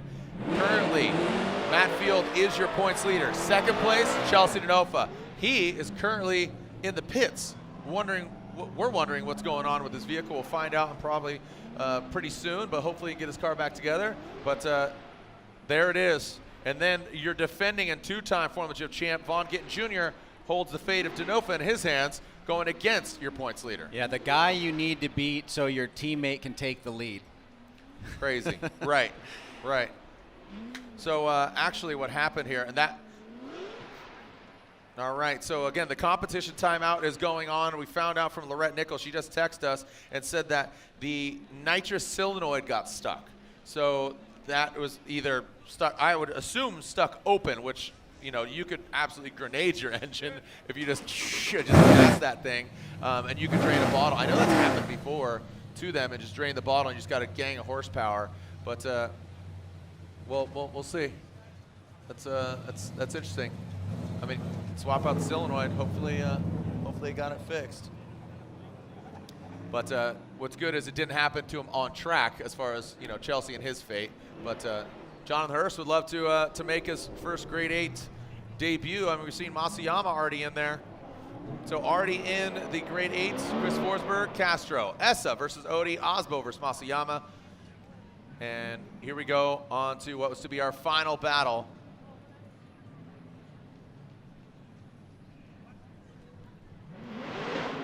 Here we go, Field and Gittin.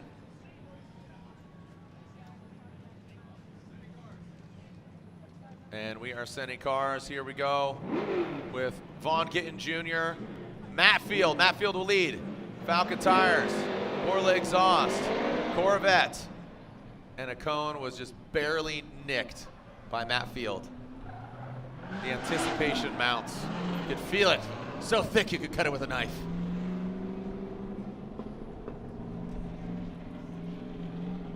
All right, you can see the car stacking up back there. There's Chelsea Denofa.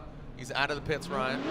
So we'll finish up the second half of that battle. But right now, Denofa seeing his teammate, his team owner, and Matt Field, the points leader. And both Vaughn Gittin Jr. and Chelsea have that approach. They kind of have that staggered start, meaning that you can see him, he's back a little bit, give himself a little bit more run up. So here we go. And look at that, Matt Field comes out swinging, out of the chicane into, let's see how he handles touch and go. Really deep, nice done. Into that first outside zone, in the zone. Really deep goes Matt Field once again. Vaughn Gittin Jr. tracking him down, and both of them wrapping nicely around the inside clip. So Ryan, we saw, you know, earlier another Falcon Tire vehicle, that of JTP, go in deep. I don't think this was as deep as we saw from Justin Pollack, but again, you really gotta nitpick here and scrutinize. Yeah, let's take a look as Matt Field and Vaughn Gittin Jr. are close together right out of the gate, just glazing that wall as Field. Vaughn mimicking the angle. Field gets into the wall, pushes a little bit longer on outside zone 2 than he probably wanted to, but you didn't see a massive attitude of adjustment, and Vaughn does an excellent job navigating around that final inside clip. Here it is again. See mimicking effect from Vaughn in the chase position, keeping it super close. And then we see a slight adjustment there from Field. And you can see he gets into the wall.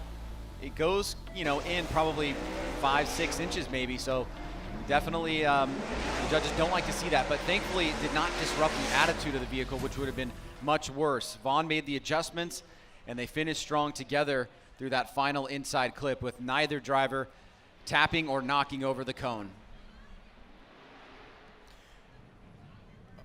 Great, again, solid runs by both the gentlemen. Let's see who comes out more dominant. It's really going to come down to this. You saw, again, Matt Field tapping bumpers. I have a feeling Vaughn, you can see him, speaking of nitrous, purging the nitrous. I mean, both these guys, fairly equally matched horsepower-wise. And Vaughn Gittin Jr. will now lead the Monster Energy Nitto Tire Ford Mustang. Let's see what Vaughn's got from Matt Field. Clean start, here we go, second half of this battle. Who's moving on to the grade 8? Vaughn Gittin Jr. initiates. Doesn't get out to the touch and go, Ryan. Oh, big angle there from Vaughn Gittin Jr. Massive angle from Field as well. Tracking him down, here goes Matt Field, surging an attack. Woo! Look at that! Wow, that looked like they were magnetized to each other. That was absolutely insane, the way he transitioned and just dropped into formation. That was sick. I'm not going to say there's levels to this game, but there are levels to this game. But that was amazing by Matt Field. Vaughn Gittin Jr. on the touch and go, he kind of Didn't get all the way out there like Matt did, but he crushed it on number 1 and number 2 for the outside zones. And then just the kind of the in-sync nature of both drivers on that final inside clip was incredible. You can see Vaughn leaves a little bit less to be desired there, but he is able to get back on line and get super close, glazing the wall there on outside zone 1, beautiful on outside zone 2. I mean, you really can't do it much better than that, but Matt is not giving him an inch. He's keeping it tight, and look at this right here. Gets in the pocket. Boom. Beautiful execution around that final inside clip, where you would see a lot of guys would take that line and not be able to get around the inside clip, showing just incredible car control in the chase position where it's the most difficult to stay behind Vaughn, but still within proximity through the finish line. Look at the flick of the wrist. All right, so as we are waiting the outcome here, Vaughn Gittin Jr., Matt Field, like you said, repercussions as far as points leaders, moving on. I mean, getting knocked out in the great 8s and the other driver potentially advancing on. I mean, already in Osbo. We talked about him. Odie currently in 5th. And of course, with this replay indicates this more finer tooth comb. Point of difference, right? Let's see. Field to outside to the touch and go. Pretty good on 1. Deep, he crushed it on 2, getting that back bumper a little bit too far. Vaughn in his lead misses the touch and go, but really does well on outside zone 1 and 2. And then both guys were just incredible on that final inside clip. So this is a very close battle. I could potentially see an area where maybe a judge would have ample justification to move a driver forward, but it's really in their hands at this point to see who's going to be moving on between Vaughn Gittin Jr. and Matt Field. Still, the clock is ticking here, Ryan, and again, Vaughn gets the win. He knocks out our current points leader. Matt Field, if he gets the win, maintains the lead, pending on, obviously, the outcome of today's festivities. And, of course, here is the drone side-by-side. Wow, talk about really even a finer tooth comb, the Truth Serum camera, baby. You can't take me into deep waters like this. We're going real deep into the analysis. Judges want to get every view. And here, here it is from above. We always love this one. It really tells a more complete story, especially with the little movements that the cars make. And it just shows the incredible car control that both drivers have around that last inside clip. Probably the prettiest that we've seen it done all day long. Yeah, it's incredible, man. I mean, as the clock goes on further, this just tells me that these judges are having a hard time calling it. Having a real hard time calling it.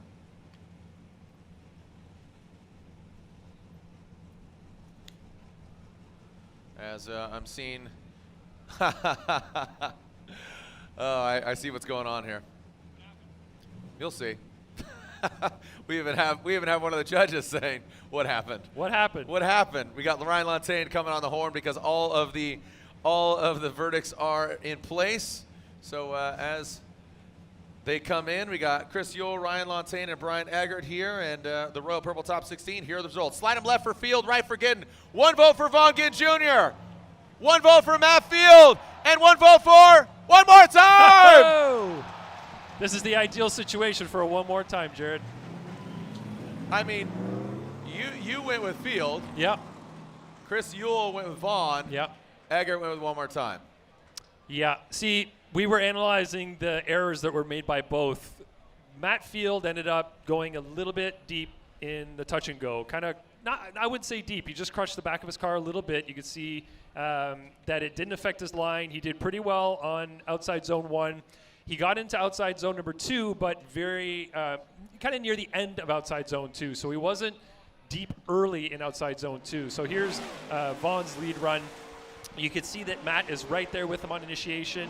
And watch Vaughn here. He goes pretty deep in outside zone 2 and leaves it right where it ends. You can see Matt dive right in here. This was textbook on inside clip 1 to the finish line. It was beautiful. They were mimicking everything. Vaughn on his lead, the only thing he didn't do as well as Matt was the touch and go. So he wasn't close to the touch and go, and that's kind of what put it over the edge for me. They both were deep in the outside zone 2. I think that Field, got the bumper into the wall a little bit. Vaughn maybe just scraped it. So the fact that Field was a little bit later in it didn't affect as much for me. It was more Vaughn being not as deep in outside zone, or sorry, the touch and go one. And we just have a restart there, Jared. Look at that. And here we go with the second half of this battle. Thank you. As we are going Jonathan Hurst and Chelsea Denofa. Remember, they had a full pull with Chelsea Denofa out front, but then quickly calling a comp timeout. So how's that going to go?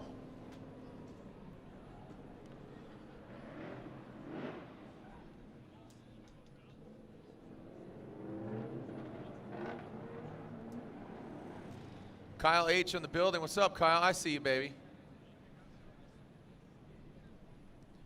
Kyle Hediger in the building. What's up, buddy?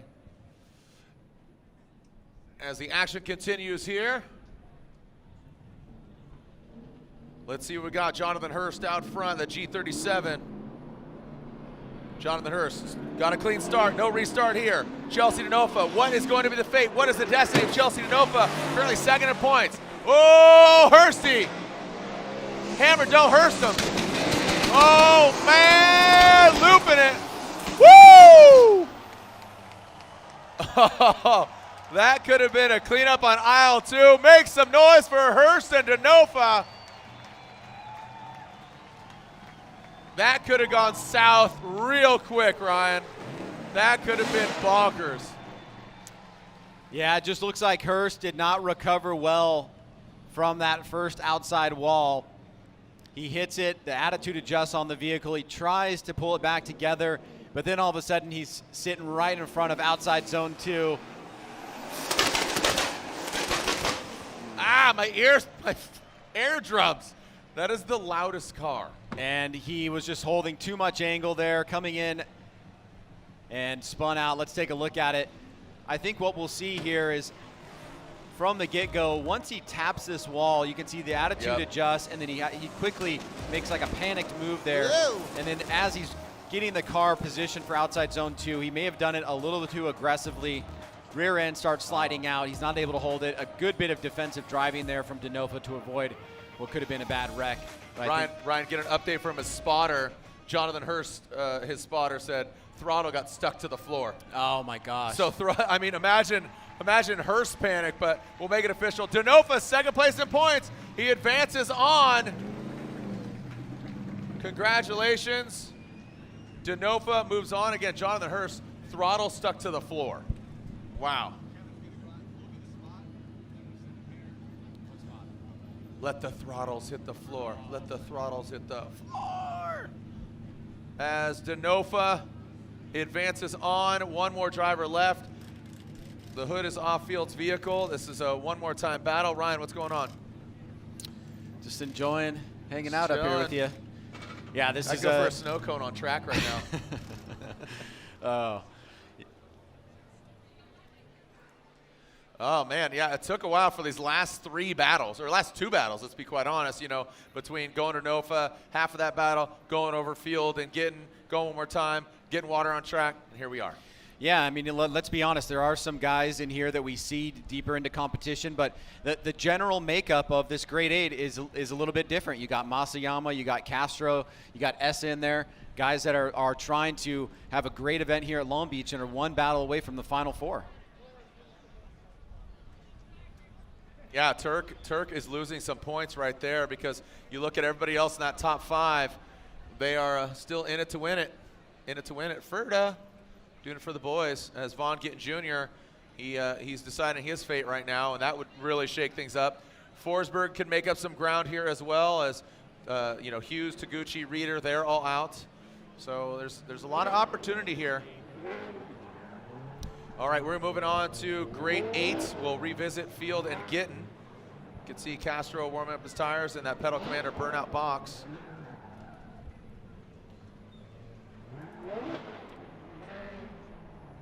And this is where we've been so far. This is the lay of the land. We're here at round 7. We saw Atlanta. Bakchis gets the win in Orlando back in May. Denofa. Then in E-Town, an awesome debut of a brand new track for us, a historic track. You know, we got Englishtown Raceway Park. Matt Field gets the win. Then back-to-back for, Chelsea Denofa is from Pennsylvania, actually. He is from Philly. Then you get winning again in Evergreen. And then most recently, just August 27th, 28th, Frederick Osbo gets that win. So that really shook things up with Tuerck and Dylan Hughes rounding out that podium. Yeah, it's been a really fast year. It feels like just a week ago we were at Road Atlanta, and now all of a sudden we're looking down the tail end of the 21 season, full 8 rounds. But it's unique to have Long Beach and Irwindale stacked together. It's going to be a tough battle for sure, and we'll know pretty much the storyline going into Irwindale after this event, what it's all going to be about. Guys trying to make that make this event count as they go into Irwindale. Oh yeah. Oh yeah, so here we go as Jonathan Castro. This is our first battle of the Link Engine Management Grade 8. Link ECU, the official engine management unit of Formula Drift. Castro and Forsberg. And we are sending cars. Castro will be out front. Forsberg in the chase position. Through that start chicane. See that thing rattling away, now transitioning. Look at that, Castro. See how he handles the touch and go. Gets just a bit outside. Whoa, big snappy transition by Castro. That was a nasty snap. Now coming to that final front clip. There goes Castro and Forsberg. Forsberg seems to have a very, very high, very low fear quotient this weekend. Yeah, I think he, like I said, he wasn't feeling very well yesterday, and today he's feeling a lot better. I mean, right out of the gate, diving in on initiation, trying to maximize the proximity and the duration of proximity. Castro's given him a really good lead run here to take advantage of that opportunity, and we're starting to see more guys. This is the second run in a row where we've seen that last inside clip, smooth and fluid, out towards that outside wall on driver's left. I love that snap back around by Castro. Great job there. It was a little bit shallower on the second one, and you can see Forsberg was allowed an opportunity to chase here. He took advantage of it. Great job overall. Yeah, really good execution around that final clip. I liked what he did, and then I'll tell you what, Forsberg, he is deadly around that final inside clip. It's just, if I can just recall just some of the moments, and that leaves a lasting impression on the judges, like, what have you done for me lately? And that leaves a lasting impression. That's an exclamation point on a phenomenal run, especially if it's a chase, and it's just really dynamic. So Forsberg will now lead, Castro giving chase. Forsberg in that NOS Energy Drink Nissan 370Z. Jonathan Castro piloting his Jourdain Methyl Dom Toyota 86. Got a clean start, and here comes Forsberg. Shots fired across the nose. The lead driver does have the right of way, but Castro knows he needs to be right there. Going against Forsberg, big transition there.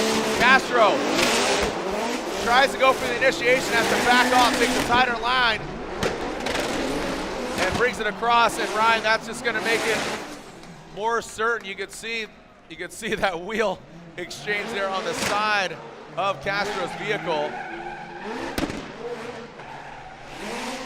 And Ryan, Chris Forsberg has made graphics and T-shirts that say the Farewell Z Tour. He says this is the final year of that Nissan 370Z. Well, he's getting the mileage out of it, and Castro here again, as we said, has been aggressive all weekend. I mean, I'm so surprised we didn't see a bigger contact there on the transition between those two guys. I think Castro pushed it a little bit too hard. Obviously, in the last corner, he did as well. But the aggression there can go one way or the other. It can put you in a really awesome situation if you pull it off, or it can cause you to make sometimes big mistakes. But even the little mistakes against a guy like Chris Forsberg is going to put you in a bad place competitively. Yeah, I mean, let's make it official. Chris Forsberg unanimously gets the win. Chris Forsberg gets the win and advances on into the Type S, Type 4. The top 4, Type S, the official lighting of Formula Drift.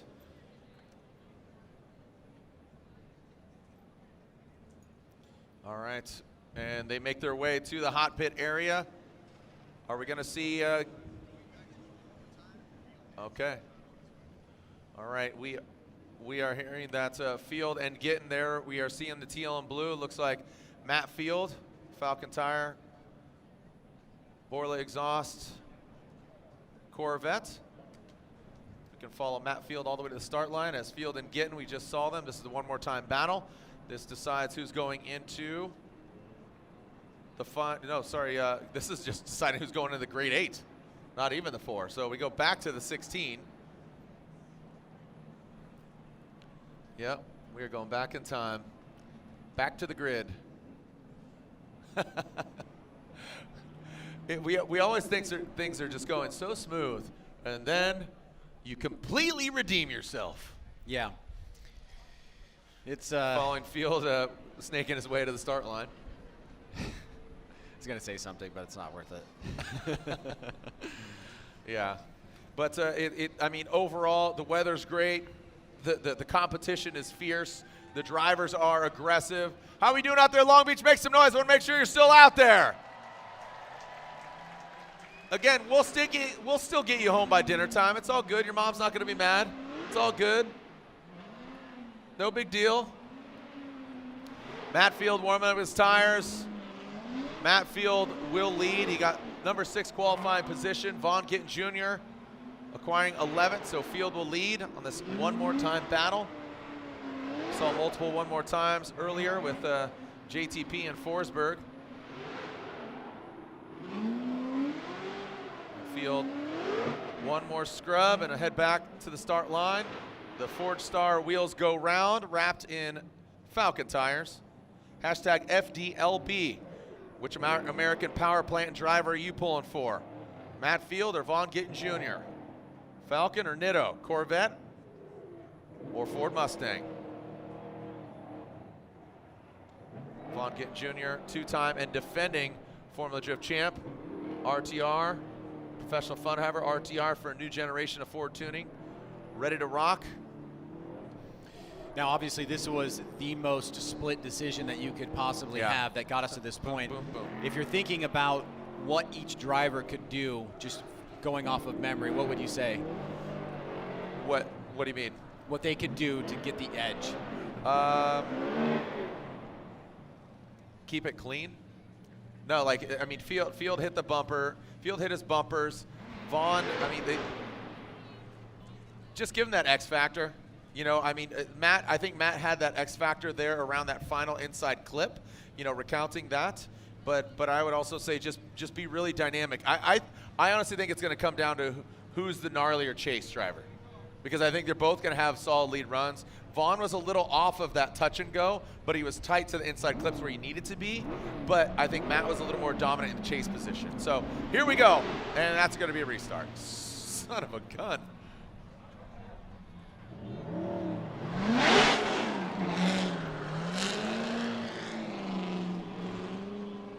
All right. All right. This is a restart. That is one strike for Field. Whipping it around the Drift Cave.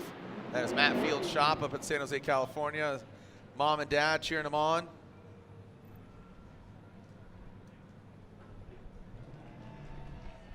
All right, here we go. Got some hype fans here in the building, Long Beach. Let's go. Get them going, make some noise. Here we go. Matt Field, Vaughn Gittin Jr., let's send it. This has huge implications, and there are levels to this game, Ryan. Who's going to step up? Matt Field initiates. Vaughn Gittin Jr. to the chase position. Getting out that touch and go, and that was a nice little smooch. Into that second outside zone. Field dragging bumper.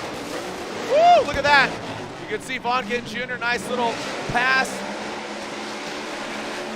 When I say pass, letting him just transition right in front of him. Well done by both drivers. Like I said, I really think it's going to come down to that chase run. I think just at first glance, Field cleaned up his lead run on outside zone 2, but Vaughn was more aggressive, if that's even possible, in certain parts of the chase. The mirroring effect here is just beautiful, and the kind of in sync nature between these two guys is amazing. Look at how well, Field doesn't too. And Vaughn makes a great adjustment. He surges forward, just tapping that inside clip. Not a major deal, but last time he didn't, so a very, very small mistake. But overall, another blockbuster battle here between Matt Field and Vaughn Gittin Jr. And you can see right there, Vaughn kind of scooting out of the way.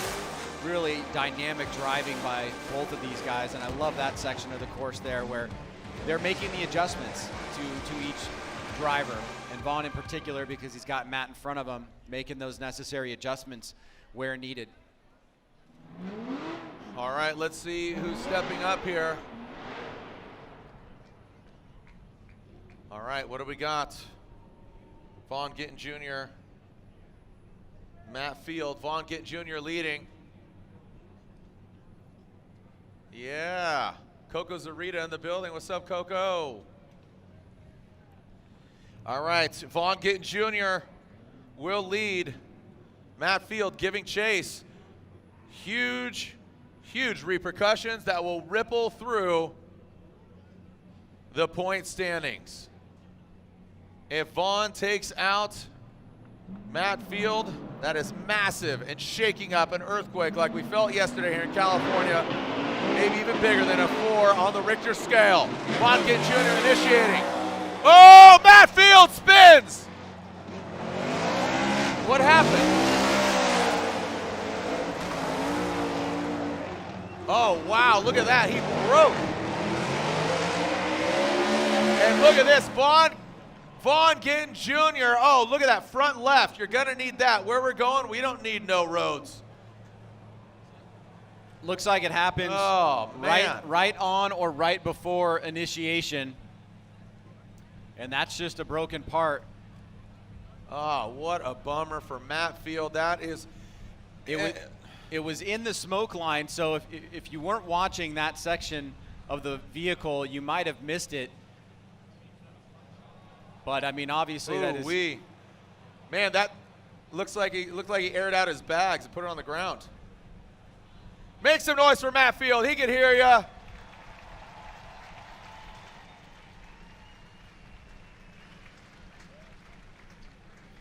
Oh, man, what a bummer there for Matt Field. That Falcon tires, drift cave, Porla exhaust, Corvette. Ryan, let's take another look at it here. Vaughn Gittin Jr., and watch it. This is where it goes south. So the left front, right there, you see it drop, right? Oh. And Vaughn's car is blocking us, but you could see the front left side of the vehicle just dip. Here it is from the drone. Watch right here. You see that dip? I dip, you dip. Matt Field dips. Put your hands up on your hips. What a bummer. So pretty crazy turn of events here. Unexpected, to say the least, for Matt Field. Not what you want when you're in that championship chase. And that has got to be massively frustrating for the current points leader.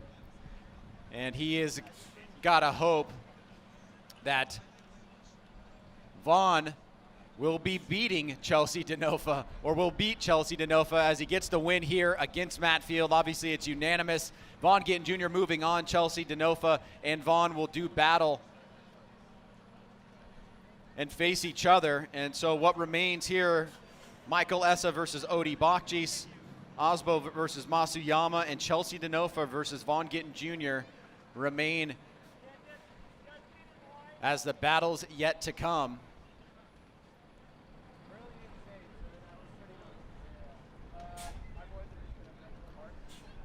Matt Field obviously dealing with what's going on with the vehicle, and the team trying to figure out how to get this bad boy off course. Some severe damage there, Jared. Oh, man. Look at this. Ryan, this is huge. We'll do some math later, you know, again, unofficially. But, Ryan, did you feel that?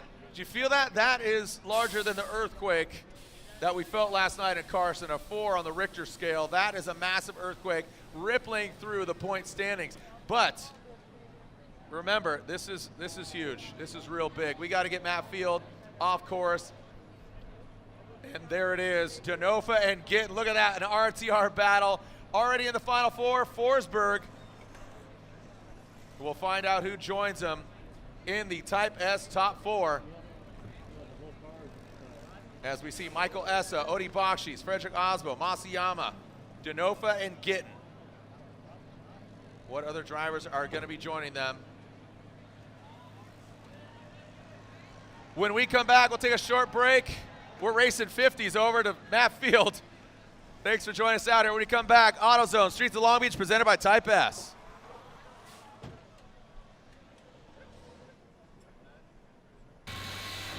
Your body is a machine with 800 horses coursing through its veins. Ignite it.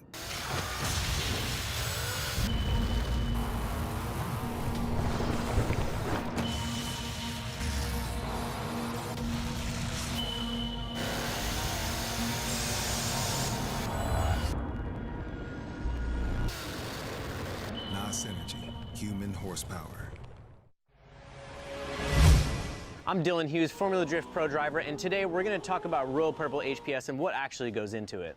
There's a lot of talk about additives, and Royal Purple has its proprietary Centerlick technology. It is fortified with a high level of zinc phosphorus anti-wear additive for exceptional protection against heat and wear. Its high film strength improves sealing between the piston ring and cylinder wall for maximum horsepower and torque. Royal Purple HPS, race car technology for the street.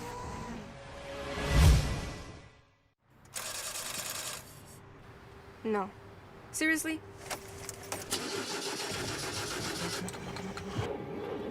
Come on. No. You for real? Dale, dale. Really? Wow. So maybe just a cable?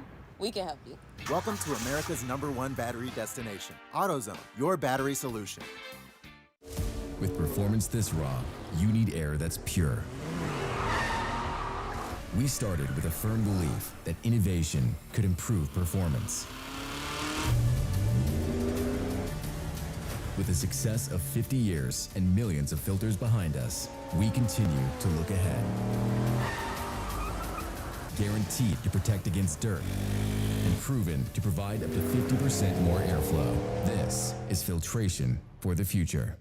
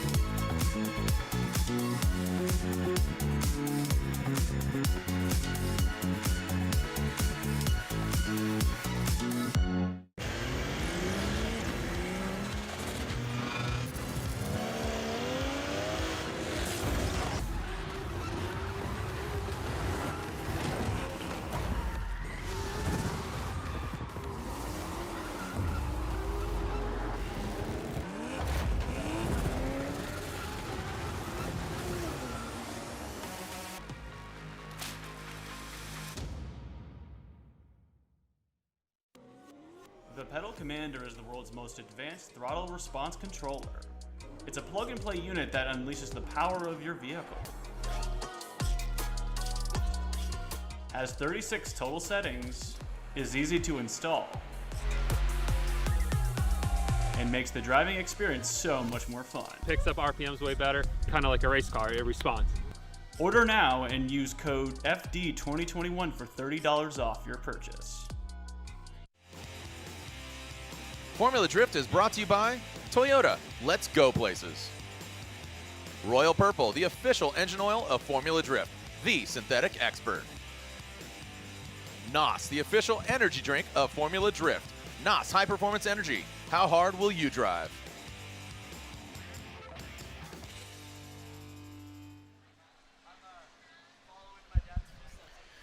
Well, Matt Field surprisingly able to make some adjustments to the vehicle to get it off course. It was looking a little dead in the water there, and we'll be moving on. So we're going to pencil him into, Chelsea Denofa into the Great 8, along with that, the winner of Field and Gittin. So we've got Chris Forsberg in the final 4, Michael Essa and Odi Bakchis left to go, as well as Osbo and Masayama, and now Chelsea Denofa and Gittin Jr., the final battle. So 6 more, and I think we'll probably be going to, if I had to guess, I think it's going to be Essa and Odi will be our next battle from the Great 8.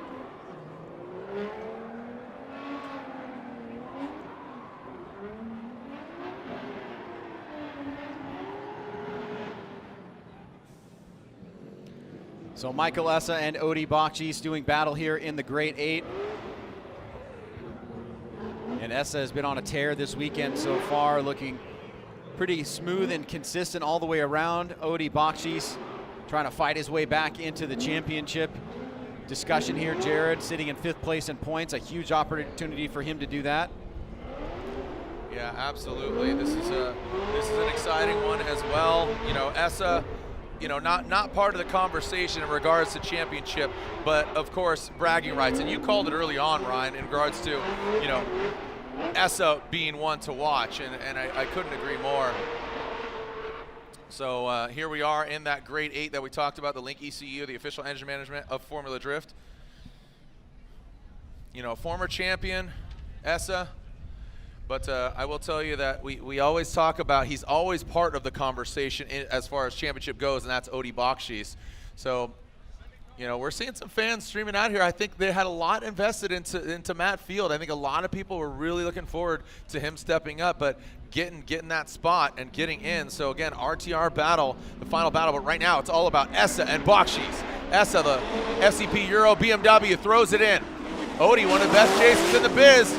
Gets out to that touch and go. Look at Essa just really massage it in there. Well done by Michael Essa. As you can see, not as deep, but Odi Bakchis really modified his line, kept that proximity, and right there, you see that.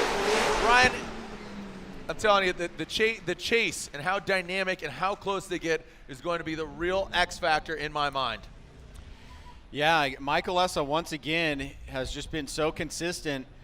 And his lead run here, pretty phenomenal. Odi Bakchis, one of the best chasers in the game. He's not going to let him run away and get out too far ahead. Mirror image there on the touch and go. Swooping back around. A little bit less angle there from Odi on that first outside zone. Great job by Essa out front to hit that second outside zone. And then both drivers navigating through that final inside clip. So looking strong there, looking for that point of difference. Find out who's going to fill the slot in the final 4 to face Chris Forsberg. Wow, look at that. Yeah, great execution there. Love. I was really surprised Essa did not get out to that second outside zone. That seemed like he had that on lock, just absolutely stomping it, but not the case this time. So what I'm predicting here is Odi is just going to have a really, really strong lead run, and I think Essa's going to be right on him. So I really think that second outside zone might show up here on this run. Here we go, alternating order, the Falcon tire, field suspension, Sylvia S13 out front. Originally from Lithuania, Odi Bakchis. Now Michael Essa, there it is. So there goes Odi Bakchis. Michael Essa, you saw some hesitation. Oh, and Essa hits the wall. Ryan, with that mistake, if Odi keeps it clean, he very well might have the victory in his hands. And Ryan, there it is. So not only the mistake on outside zone 2 up front, but that wall tap and that correction, unfortunately, I think that's going to seal Michael Essa's fate. When battles are so close like that and you have a mistake that stands out in that way in the chase position, it makes it much easier for the judge to give the other driver a victory just because of the lack of mistakes overall. Yeah. And we saw the wall tap there and the adjustment, a little bit of straightening from Michael Essa. Let's take a look at it here on the replay. Great job by Odi out front. Essa is super he got close. Thrown off. And that transition there, like we've seen a couple times, it's all with Castro. It's too late, and it's with the front of the car pointing in the wrong direction. And once that happens, it puts him in a really disadvantageous position, and he's not able to pull it off at all. And what I was toying, I didn't mean to cut you off, but you saw Odie with a really solid line. Essa was kind of shallow, wasn't getting out there, and had to kind of bulk and literally kind of hesitate, and that threw him off his line, which then threw him into the wall and then straightened him out. So very unfortunate, turn of events for Michael Essa. So watch this. So ready to see him revert? Okay, correct. Oh, no. Yeah, the judges are taking a closer look at this. I'm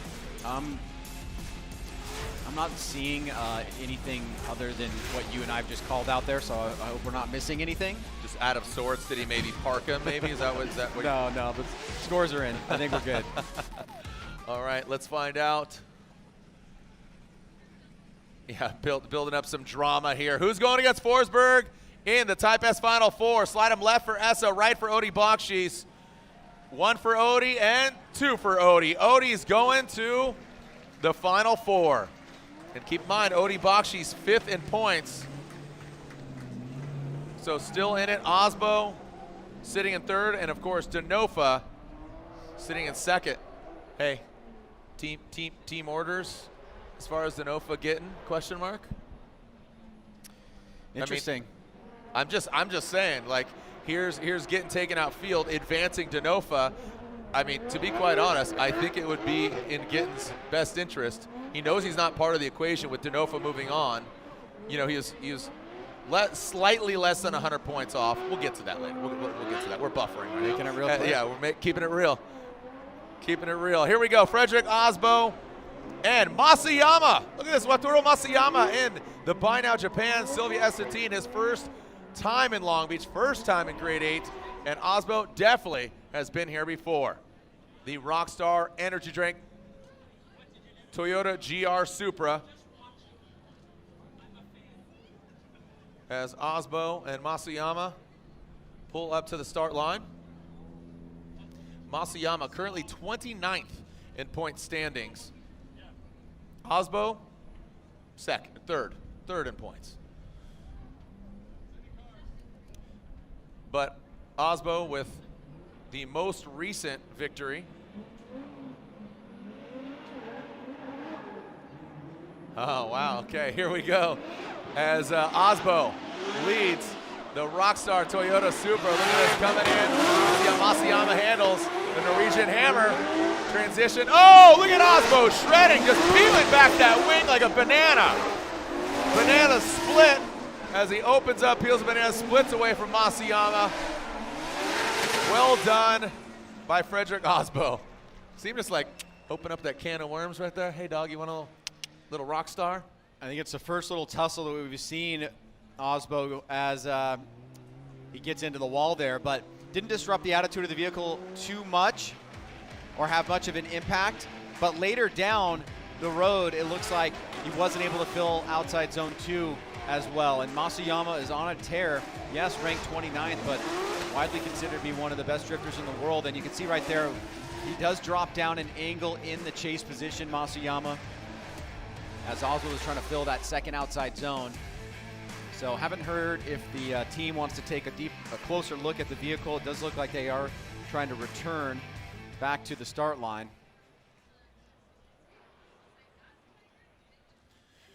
All right, let's see what we got here. Alternating position, Masayama, who's going to the Final Four on this right side of this bracket. Osbo making it very clear he is out for blood. Again, Masayama, first time in the Grade 8 Formula Drift Championship, and first time even here at the streets of Long Beach. Ryan, we are progressing on through, again, Forsberg and Odie on the left side of the bracket. 2 more battles to distinguish who is going into the Final Four. Lights are on, let's see him extinguish. And there we go, Masayama. Clean start, man, he was flirting with those cones, but this would have been a strike. Here we go, nice, nasty flick by Masayama, but Osbo, very shallow off that touch and go. Masayama letting it hang out. Osbo taking a shallower line, but modifying, I believe, to Masayama's shallow line as well. Whoa.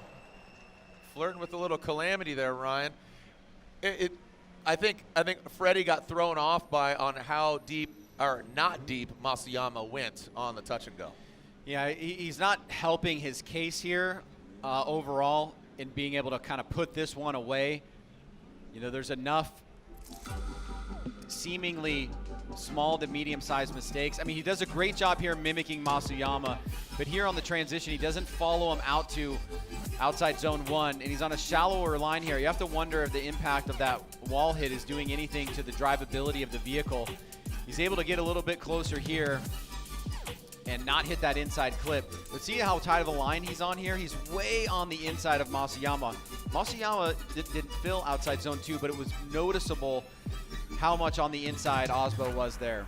Yeah. And you know, you've got to follow that lead car wherever they go, and Osbo just didn't do that in that particular place. And so now it's kind of, you know, if the scales was one way, and now it's kind of going back the other way. Yep. Yep.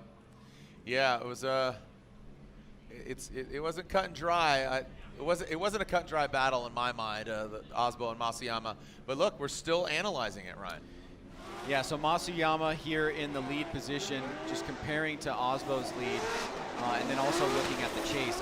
Masayama's chase left some to be desired, and especially with that lower angle, so I could see why the judges are wanting to take a look at this, you know, to see if there's enough of a point of difference between these two guys to get somebody to move on into the Final Four. All right, let's see what we got. Come on, what do we got? What do we got? Osbo Masayama, the clock ticks.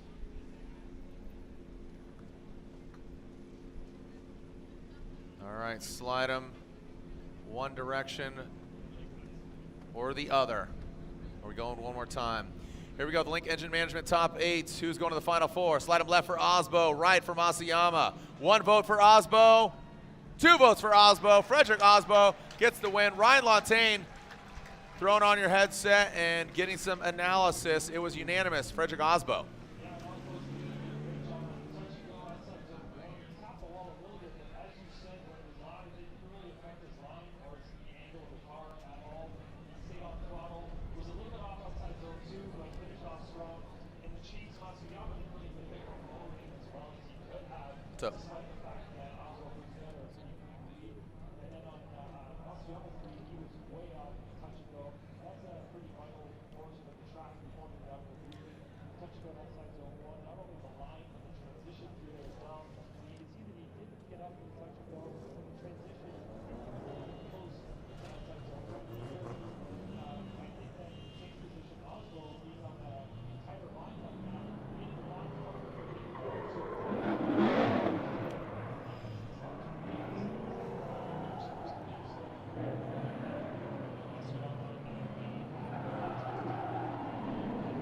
Put that on Masayama for being offline in the beginning.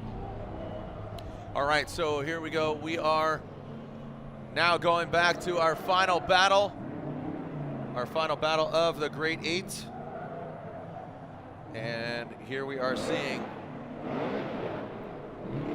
Chelsea Denofa and Vaughn Gittin Jr. What's up? I was going to say, this is very, I think this speaks to the character of the team here. You said the thing about the team orders, and quickly you got a text that said, nope, they confirmed they're battling it out. And I completely understand why, right? If Denofa wins a championship this year, he doesn't want anything handed to him. He wants to be able to say, I went out and battled every person, even my own teammate, and I did enough to collect the championship by doing all the hard work. You think that's what's going through his head? Honestly, though, if I'm RTR team owner Vaughn Gittin Jr., I'd be like, yo, dog, I concede. You go on. That's what I would do. If I'm RTR, I'm Ford Performance, Vaughn Gittin Jr., no? Nah. Judges are shaking their head? I don't know. That's why you're up That's here. why I'm an announcer. Look, Ryan, I'm out of here. You're a better announcer. I got to go. Microphone drop. I'm out. You will not take the high road. Yeah, Brian was about to say JR is too competitive to let just Chelsea give him, or him to give Chelsea the win. JR would rather what? Wreck both cars and let Chelsea get the win. Well, hey, guess what, Long Beach? You're in store for one heck of a battle. Let's send it! Chelsea Denofa initiates. Von Gittin Jr. Oh, doctor, look at that! Two Mustangs, mano a mano. The ponies are racing. It's a stampede. Oh! Woo! What did you say? Yeah! Oh, my goodness. So, the plot absolutely thickens. So why would you write both cars away? Ryan, you said it, I said it, we put it out there. Zero chill, Von Gittin Jr. getting after it, pitter patter, let's get at her, Furta for the boys. Wow. Wow. Thanks for coming out, everybody. Don't forget to tip your waitress. Lontaine's jumping on the headset immediately. This is big because of championship implications, but also because of where it happened. That is not a decel zone right there. Yeah. Upon first view, it looked like there was a handbrake pull, and I'm not sure if that's what happened. And it happened all so fast. So we need to watch a replay real quick as soon as we can get one up here and see exactly what happened, so we can put responsibility on one or the other driver. You can see Chelsea here is not holding anything back. He is full throttle through this entire course. Watch how much watch how much smoke is being kicked off, Ryan. He's so aggressive, and right here, yeah, see that handbrake pull? That might have been enough to cause Vaughn to, Vaughn's on full throttle right behind him.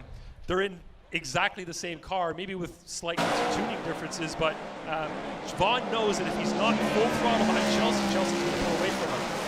Full throttle. You can see Chelsea slow right there, but Vaughn's also on a slightly tighter line, so it may be a combination of errors. So let's watch, handbrake pull from Chelsea right there. That could have been it, causing Vaughn coming in full throttle behind him to make contact with him. So we're going to have to keep watching this from different angles to really make sure we're making the right call here.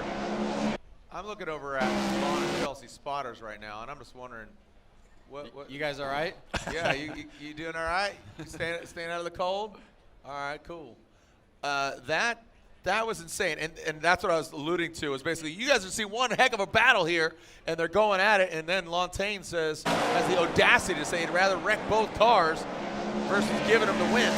Look, I mean, you can't hide the fact that there was an e-brake pull from Denofa there. It's just whether or not that's what caused the crash and the collision. And you shouldn't be e-brake pulling there. And Denofa may have been coming into that corner with so much speed that he felt he needed to, and that he could get away with it. You see right there. And as Ryan's saying, that might have been enough. I don't know. I mean, yeah, you're right. It is a very small handbrake. It's a very small one. So you guys have to look at Vaughn's line and the closing rate. Okay, little yank. Yeah. That's a tiny yank, dude. Yeah. No, I'm with you. I'm with you. You have to look at where Vaughn is in the smoke as well. He can't tell that Chelsea pulled the handbrake because there's so much smoke coming off the back of Chelsea's car. You can see that Vaughn's in the smoke line. So if that handbrake's being pulled, if Vaughn could see that, he might be able to prepare for it. But do you think that handbrake really adjusted and modified the car that much, that quick of a He's yank? off throttle. When he's pulling that handbrake, he's off throttle. Vaughn's coming full throttle behind him. Absolutely. But he was also impeding. He was ahead of his line, too. If you look at where he's at, he isn't in line tucked back. He's actually aggressive as well. Absolutely. And that's what we have to analyze right now. I'm saying that decel from Chelsea, if you clutch in, you're off throttle, and you pull the handbrake, and the car behind you, with the amount of grip and power these cars have, he is coming in full speed behind him, full acceleration. Absolutely, you're going to catch up, especially if you're on a slightly tighter line like Vaughn was. I just don't think in one fell swoop that now we're starting to look at corners of cars, starting to assess who's at fault, but also is the car repairable. So you might have taken out both you guys in the sake of, potentially, losing a championship. That's just the fact of the matter. Yeah. I mean, Matt Field's out, but if Denofa goes out here or both of them go out, that's just maybe that's the dad in me where I'm just like, look, I hope both teams have fun. Yeah.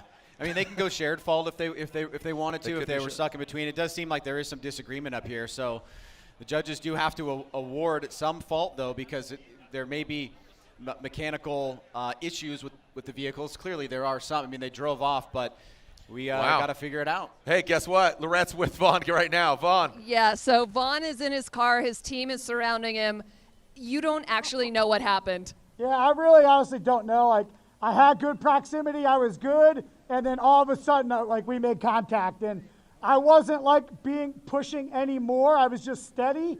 So I don't know if Chelsea maybe hit a, there's a lot of marbles out there. So I don't know if maybe he lost momentum for a second or I just misjudged it. I honestly don't know.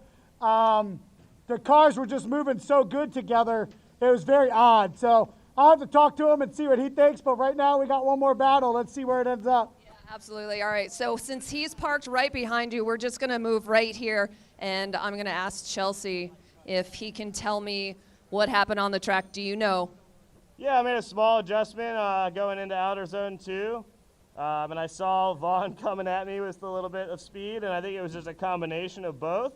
But realistically, you're not supposed to make any sort of adjustments in that part of the track, so obviously I was at fault for it. Chelsea, thanks. Guys.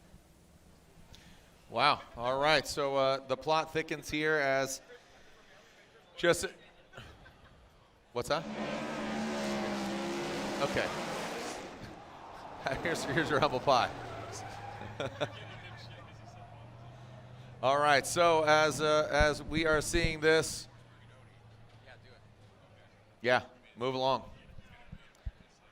All right, so I believe just with these delays continuing on from snow cones, it is getting cold here, not only on track, but Ryan, I mean, look at that corner. It's bashed up, but I believe we're going to advance on into the Final Four, and we'll come back to this battle. We will come back, but it is official that we have a split decision on the fault. One judge is giving fault to Vaughn Gittin Jr., and 2 judges are giving fault to Chelsea Denofa. So nobody opted for the shared fault there. They believe that there was enough to give it to one side or the other, but they are split, right? So what that means is that essentially Denofa is going to have an incomplete for 2 of the judges, right? Because the battle stopped. And Vaughn's going to have an incomplete for the other judge. So we're going to see potentially some weird scores coming out of this, or what might be counterintuitive when we get back into it, assuming that the cars are able to be put together and battled, which I'm sure that they will be. Looking over here at Vaughn's spotter. He's scratching his head, headset's off. Well, I don't know. He does what he wants. That's not what he said, but it's what I feel like. All right, so Chris Forsberg, Odie Bakchis, our first battle of the Type S Touring Products Final Four. Type S, the official lighting of Formula Drift. Wow. All hands on deck. What an exciting battle there.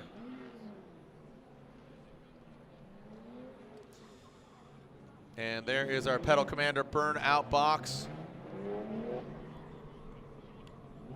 As we are getting prepared, and Chris Forsberg qualifying 17th, Odie Bakchis qualifying 12th.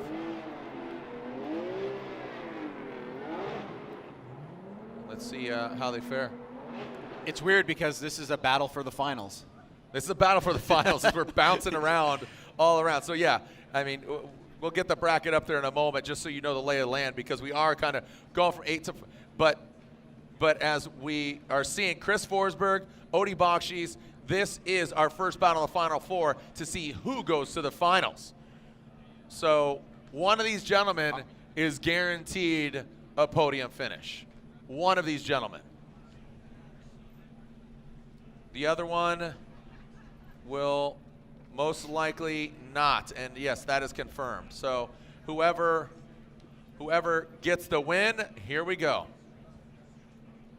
Stack them and rack them, ready to attack them. See what we got.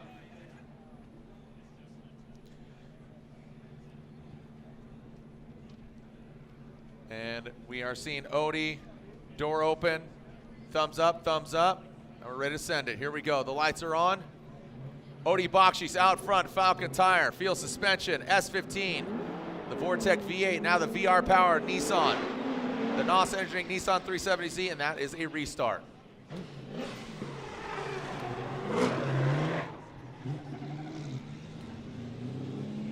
All right.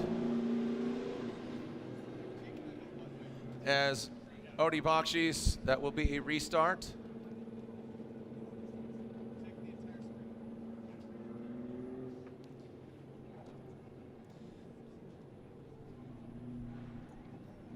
And Odie will lead. Get him back to the line. That's strike one against Odie Bakchis. All right, boys, let's see some clean starts. Let's see some clean runs. Let's see who moves on. The anticipation builds.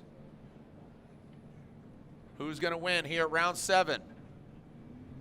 The AutoZone Streets of Long Beach presented by Type S. Odie Bakchis leaves the start line. No cones are hit. We got a clean start. Odie Bakchis, Chris Forsberg. Both of them. That touch and go era. Odie, Chris Forsberg goes a little bit deeper. Odie fills all that first outside zone. Both of them working out to the second outside zone, now transitioning out to that touch and go. It's like you got a little rub in there. Woo! Bringing it across the finish line. Little rubbing, but little shoving. Odie stays in it, and it happened at an opportune time where nothing really crazy bad could happen because it was right at the finish line. Ryan, shush. But Odie may need to check his vehicle there. Another great start to this battle of the veterans. Both drivers, mirroring effect. Great job by Forsberg going deep there. Out front, Odie super solid into outside zone 2. The pressure from Forsberg is intense. He bumps him, backs off. Odie stays in it. Unbelievable job there. Protecting your line, keeping the defense up. And I just love this section right here. Both drivers getting all the way out to the touch and go. Forsberg, though, misses a little bit of outside zone 1 and 2 relative to Odie, but he surges forward here. And once they bump, you can see Forsberg got a little bit offline and hit that inside clip, but he still maintained angle through there and pushed through the finish line. So second half of the battle underway as now Chris Forsberg will take the lead. All right, let's see who comes out. Second half of this battle, who's going to the finals. Again, the winner guaranteed either first or second. The loser not on the podium at all because Osbo qualified second, Denofa third, Gittin 11th. Both of them qualifying lower than the other remaining drivers.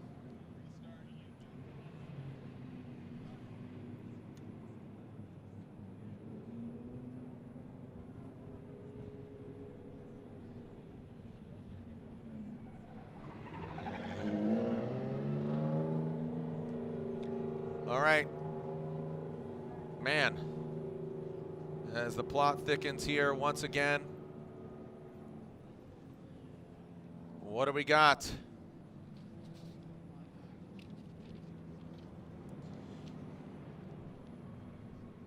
Chris Forsberg back up.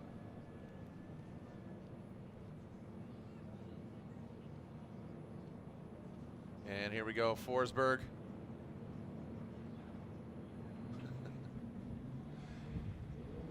And here we go, about to leave that start line. Hopefully get a good, clean start. It looks like we do. Here we go. Forsberg out front. Odie in the chase position. Whoa, nasty initiation by Forsberg and Odie right there in tow. Dragging bumper is Forsberg into that first outside zone. Here's the second outside zone. Forsberg not all the way deep. Look at Odie just bathing in smoke around that final front clip, Ryan. Wow. The judges have immense pressure on them right now. Yeah, this is. I mean, again, the winner going to the finals, first or second. The loser out of a podium spot. So close by Odie Bakchis to take that risk right out of the gate from initiation. He was just following Forsberg all the way up to the point of initiation, then stuck with him. I mean, he was literally driving through the smoke line for a good section of the part right after outside zone 2 into the final inside clip. Forsberg, a pretty solid lead run overall. Let's take a look at the side-by-side. As you can see, the sun starting to dip away here, creating some really interesting shadows that have got to be quite tough on the drivers. Oh, yeah. And also probably changing some of the surface temperature as well.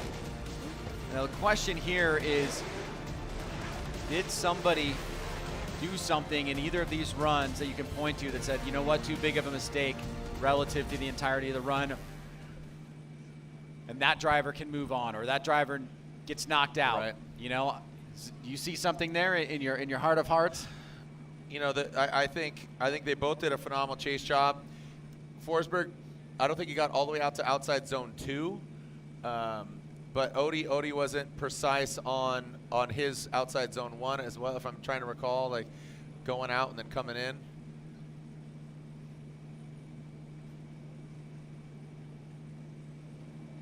All right. Wait. What was it again? Yep. All right, so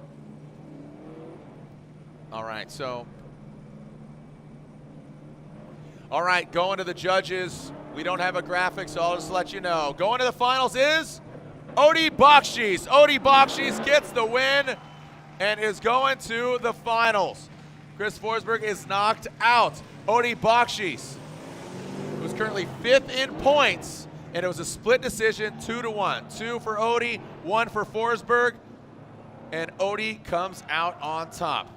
Talk about turning around and pivoting on the last few events by Bakchis. Had a tough time in the middle of the season, started off so strong, fell back in the rankings. Now he finds himself in 5th with some of his biggest competitors getting knocked out, and a huge opportunity here. He will be on the podium. The question is whether or not it's going to be 1st or 2nd. Yeah, and if you can recall, this is the Odie that we saw earlier this year, and him winning in Atlanta.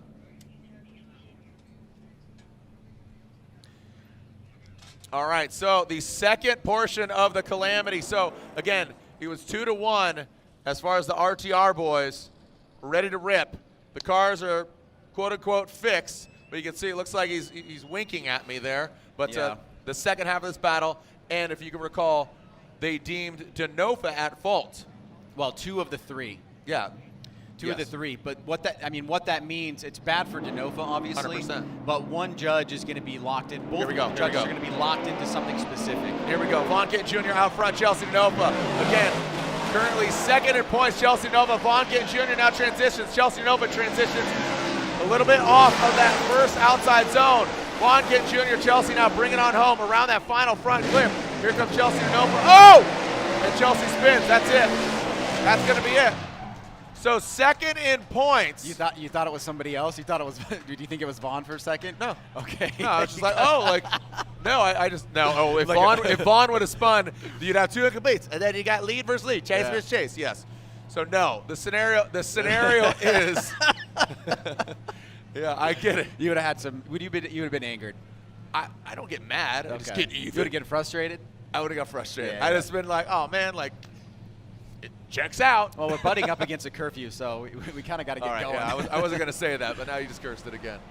So Odie's in the finals. Here we go. So, again, 2-1. It was a majority. 2 of the judges said Denofa was at fault with that yank of the brake. Gittin Jr. hits him, and now just really sealing in the flavor is Gittin Jr. And the taste is palpable because of 2nd in points. Chelsea Denofa is knocked out. Field knocked out previously to that. Lindsey Ross, what's up, homeboy? Wow.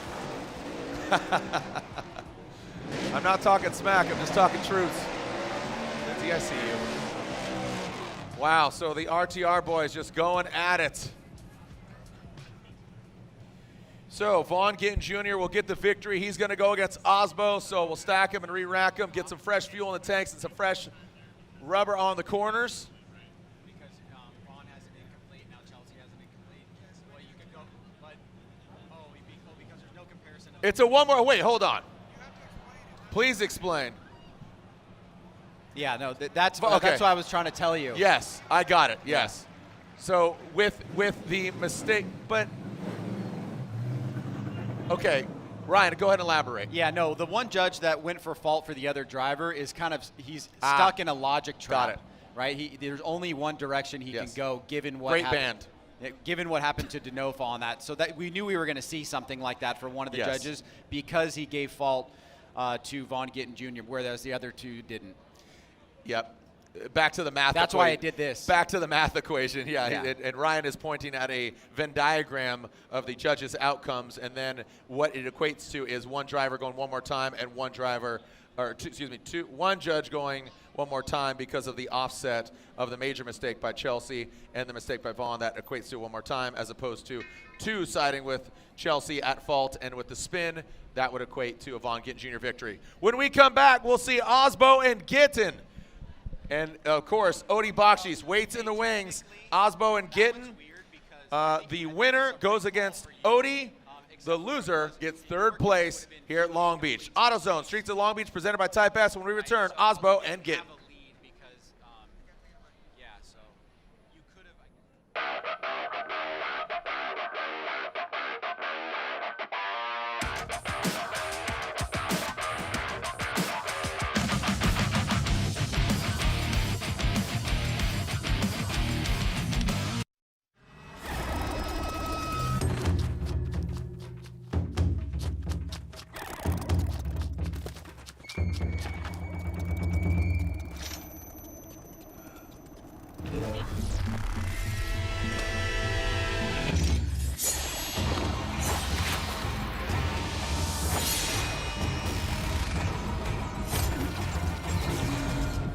Made in Japan.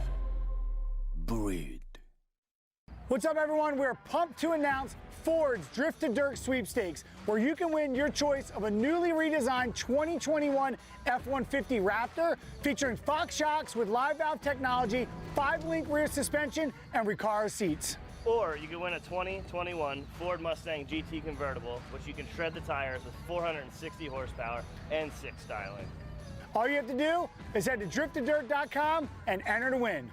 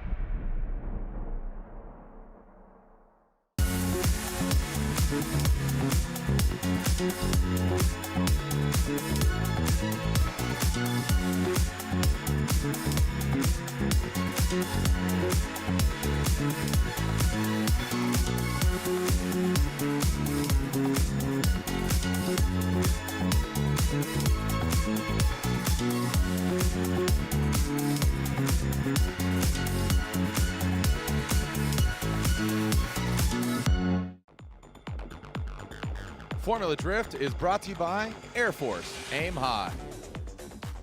Type S, official lighting sponsor of Formula Drift. Lights, camera, power, fun.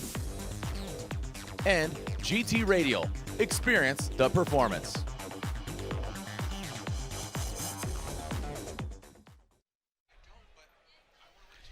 All right, Jared. Well, we are back, and obviously we got ourselves into a sticky circumstance there because we just finished the Denofa and Vaughn Gittin Jr. battle, and they're the next pair up. Gittin is the next driver up with his pair of Frederick Osbo. This will be the battle for the other side of the finals bracket against Odi Bakchis, and we're going to get that underway right now. All right, so Osbo and Gittin.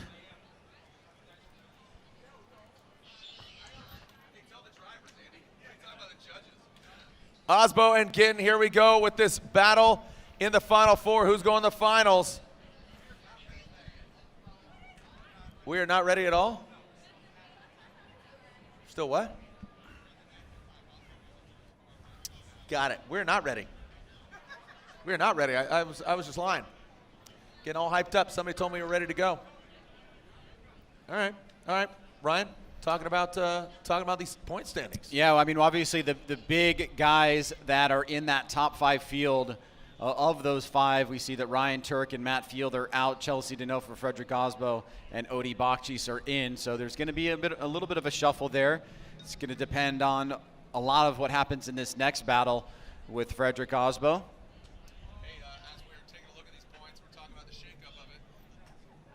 As we're looking at these points and shaking up things a little bit, speaking of points shake-up, Lorette is with Chelsea Denofa. Well, Chelsea just walked over there, so I'll try to grab him, but we have Frederick Osbo's team right over here that's talking some smack to Vaughn Gittin Jr., but you are no stranger to doing that to those teams as well. Nah, we have a lot of fun. I love those dudes. We got a lot of love, and, you know, things get heated in battle, but at the end of the day, we're all friends. And it's funny, they were over here hugging me after I took out Matt, and now we got the stare going on. So I'm having a blast. That was crazy with Chelsea. I'm of, like, two minds of that. You know, I want him to win this championship so bad, but then again, I know he wants to earn every bit of it. So, yeah, I'm feeling great. I'm ready to go send Osbo home. And, yeah, let's go do this. I'm looking forward to the finals. All right, well, I think Osbo's team has different ideas, but Vaughn's starting up his car and heading to the starting line right now.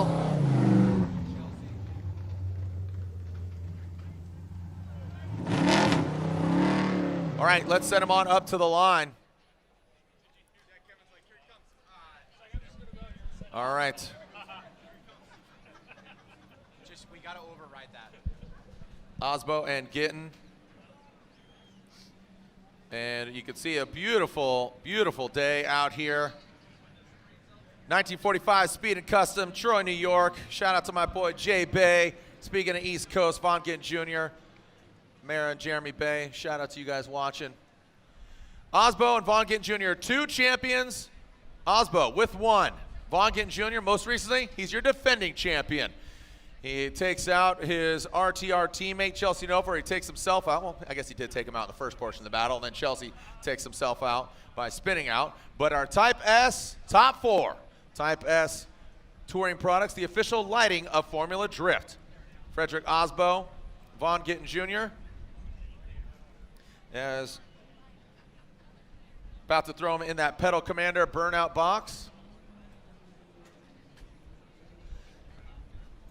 And here we go with Frederick Osbo. Frederick Osbo warming up his Nitto tires here in that Pedal Commander burnout box. And Vaughn Gittin Jr. waits in the wings. So Ryan, the scenario is here just, you know, points being shaken up, but also, you know, the winner getting 100 points overall. We saw the breakdown of the points. The winner going against Odi, the loser going getting the final podium spot because they out-qualify Chris Forsberg. Yeah, it's certainly going to be shaking things up here, and as these guys are getting some heat in their tires, we know how much history Vaughn Gittin Jr. and Frederick Osbo have as well. So we've seen doozy after doozy after doozy as the deeper that we've gotten into competition. And Odi Bakchis is waiting in the wings. He's staring down the possibility of taking an event win here in Long Beach. And he is going to face one of these 2 guys as Vaughn now heads to the line and we get this underway. All right, Vaughn warming up his Nitto tires as Frederick pulls on up.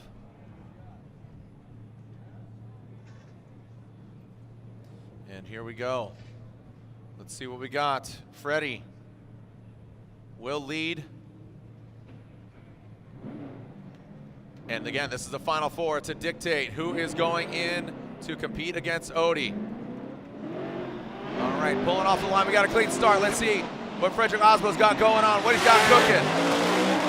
We saw these guys go one more time times before, and here we are again. Because these guys have seen so many battles over the years. And there, Osbo puts the car in the right place. Vaughn Gittin Jr. We got chrome and gold. All precious metals. But who's going to hold carbon fiber? Ryan, pretty straight up battle, no carnage. Yeah, there was a slight pucker effect going on there towards the last inside clip, but overall, pretty awesome battle. It's really interesting, the shadows that are laid down on the course now. Osbo has been so strong on that touch and go in the outside zone, but Vaughn is doing a great job mimicking here. I mean, really no point of difference in the approach here from Vaughn, except for that last section there. Coming in tight, more of a center punch than actually at the side of the bumper. So let's watch Osbo on his chase run. All other things being equal, he does the exact same stuff, doesn't hit that inside clip. That's an opportunity to get a win. On the flip side, we see that Vaughn's gonna have to really have a solid lead run here. All sectors of the course were done well by Osbo, and that's the standard that he currently holds. Yeah, I feel like just with Osbo getting that, what I would call a crash out of the way, it seems that like, get out of the way, now I'm just gonna throw down. So Vaughn Gittin Jr. will lead. Osbo giving chase. Odie waits in the wings to find out who he is going against. And here we go. Vaughn Gittin Jr., Frederick Osbo. Let's get a clean start here. And that's exactly what we get. Vaughn Gittin Jr. leading. The lead car has the right of way. Fires across the nose of that Toyota Supra, and Vaughn, banging bumpers, transitioning. Looks like it throws him off a little bit, but Frederick Osbo keeps pace, transitions in and around that final clip.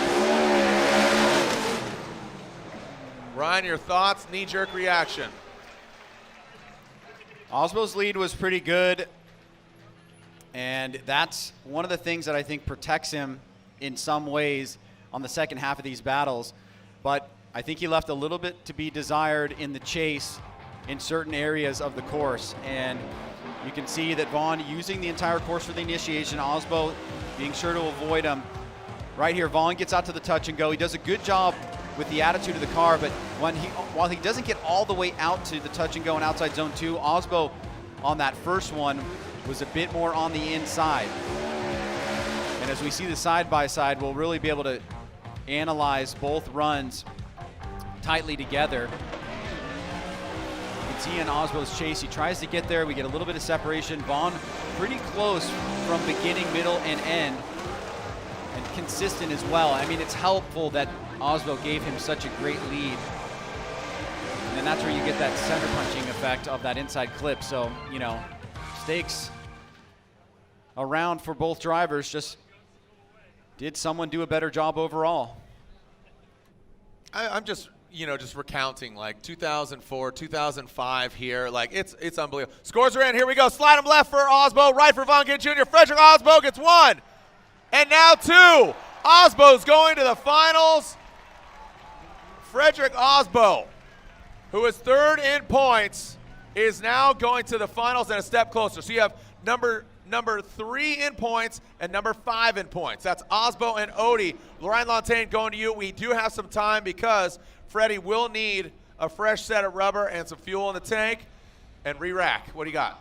Yeah, Osbo did a great job in his lead run. Vaughn was doing a pretty good job of mimicking what he was doing.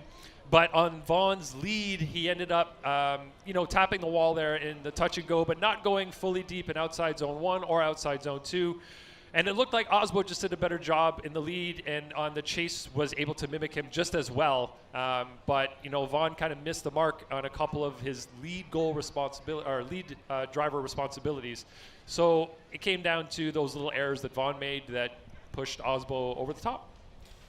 Ryan, it feels like Osbo's lead run was so good that it gives him kind of insulation on the second run a little bit. Yeah, and Vaughn did a good job. We always say it takes a great lead to have a great chase, and Vaughn did an excellent job of mimicking what Osbo was doing. He was going just as deep as Osbo was going, and that's something that we've been talking to the drivers a lot about in the briefings this year is, as a chase driver, you shouldn't have your nose where the lead driver's nose is. It should be more the back of the car that should be matching. So if the back of lead car is up against the wall, the back of the chase car should be. We've been saying you should try to blend your smoke line. The chase driver should be trying to imitate where the lead driver's smoke line is. And I think the drivers are doing a really good job of that this year. Vaughn's one driver in particular that's really taken that to heart and is doing a great job of mimicking the lead driver throughout the entire run. So kudos to him. He did a great job, but just had to clean up the lead run a little bit and would have given him more of an advantage or more of an opportunity to win that battle. Just all of the elaboration. That's what I was going to say right before we went to those results. Just recounting just 05 here at Long Beach, Irwindale, all the history of these events. I kind of get sentimental just looking as the sun sets and, seeing families change and cars and developing and all these things. So it's really dynamic. But speaking of another member of our team and things developing, Lorette, what do you got? Odi Bakchis is going to see battle against Frederick Osbo. How do you take it to the top? Well, I've been observing all the battles, and Osbo's on point, so honestly, just do what I've been doing. And yeah, I think the car's very capable. I just got to keep it cool, and I'm very much looking forward to this battle. I'm just absolutely stoked on my team, on the car, on everything this whole weekend. So yeah, let's get the win. Good luck, Odi. Jared, Ryan? Thank you so much, Lorette. And here we go, the Lithuanian driver. Putting on his balaclava, the supercharge, the Vortex supercharger. You can see it poking out there. Let's take a look at that last battle side by side. Here we are, that BC Racing custom coilover side by side. There's Vaughn leading on the right, Osbo on the left. And you can see great execution there. Ryan Fontaine did a great job elaborating on it. And again, Osbo currently, I got to tell you, both Matt Field and Chelsea, I have to think, I don't want to say are pulling for Odi, but mathematically, those point leaders would rather have Odi get the victory over Osbo because of the points difference and the advantage overall. So you just heard it from Odi. He says, I think the car is capable. I've seen what Osbo could do. But overall, it looks like we're getting thumbs up from Stefan Papadakis. That's Osbo's spotter. And Odi, you saw him getting suited and booted. He's ready to go. There we go. Get Nux and send him up to the start line. Hey, throw Odi in the box. Throw Odi in the box. And Odi Bakchis, as we can see, him there in the hot pit area.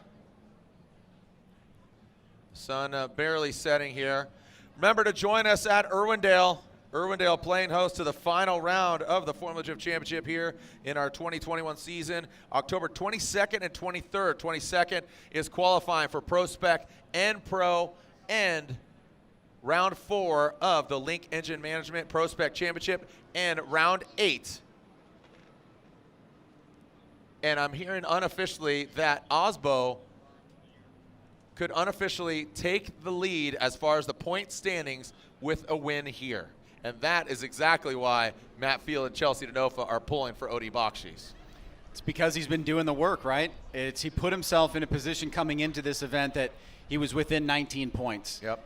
That's very easy to do with your competitors going out a couple rounds after you and you winning the event. So this is a tonality type situation for the championship here for both drivers, honestly. Yeah. For Odi Bakchis to get back in the conversation, and for Frederick Osbo to potentially be your #1 driver going into the final event of the year. All right, so there goes Frederick Osbo, #2 qualifier. You talk about work, and talk about work. We're talking about Osbo. Let's talk about his team. They crashed the car yesterday hard, worked on it through the night. Earthquake at Carson, California, right next to their shop. His crew guy, Sean Hillier, proposes to his lady out here, his now fiance. Work isn't done just on track. It's the preparation, it's the execution, it's the mental stability, it's all those things getting in line and really just coming to fruition, and that is success, right? And that's the byproduct of preparation and execution being successful. And it's learning from when you have failures. They had an opportunity to get a win in Erie. They had a mechanical. Yep. And they learned from that, learned what they needed to do, and now they've put themselves in a very strong position here to capture up some ground. All right, so we are about to see Frederick Osbo will lead. Odi will give chase.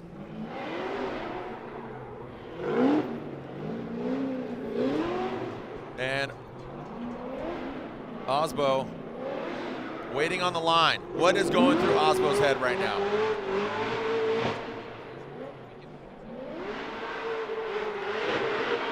And here we go as far as, let's go ahead and send him. Let's get at it. Pitter patter. Let's get at her.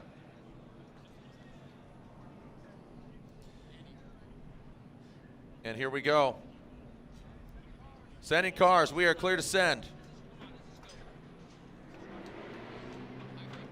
And here we go. Frederick Osbo, let's send it! Long Beach, who's getting the victory? Where are my Osbo fans at? Where are my Odie fans at? Where are my Formula Drift fans at? Let's send it! Frederick Osbo coming into view now. Outside touch and go, dragging bumper. Odie Bakchis chasing him down. In that first outside zone, Frederick Osbo and Odie Bakchis. Now in that second outside zone. Approaching the touch and go, and now that inside clip. A solid execution by both the drivers.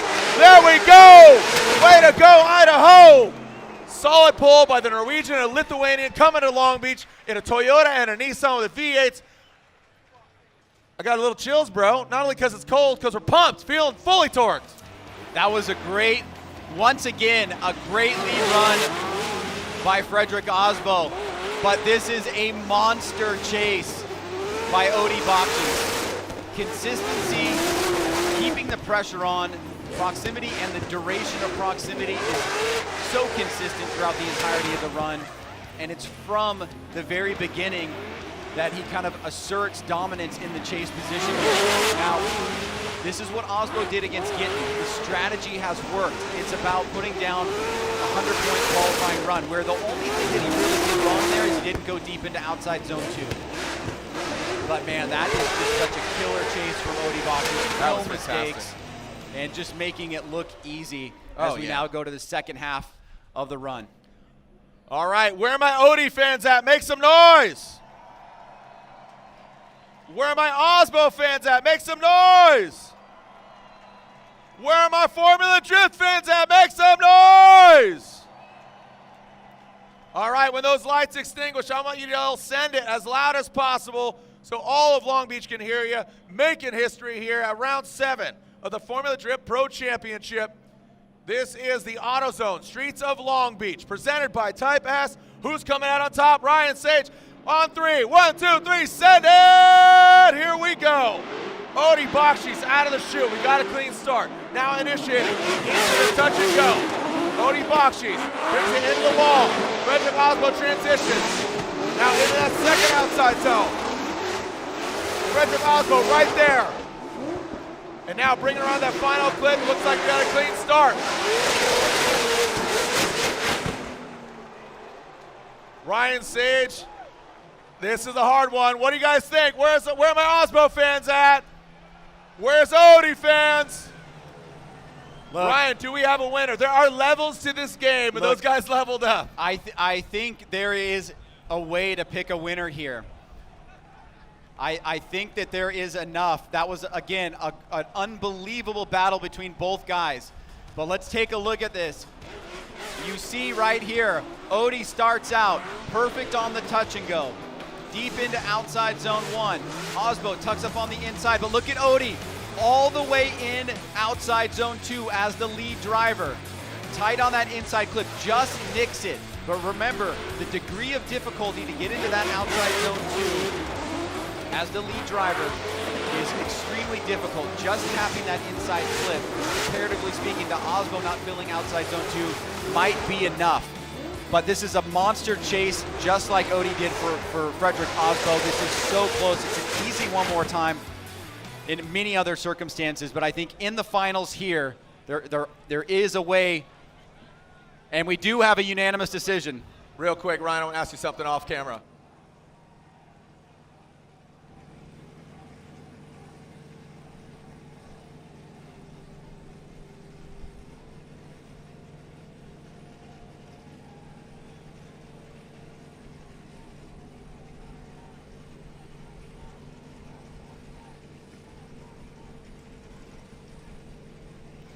All right, it's 6:30 on the clock. We're going to bring our 2 finals vehicles. We do have a winner.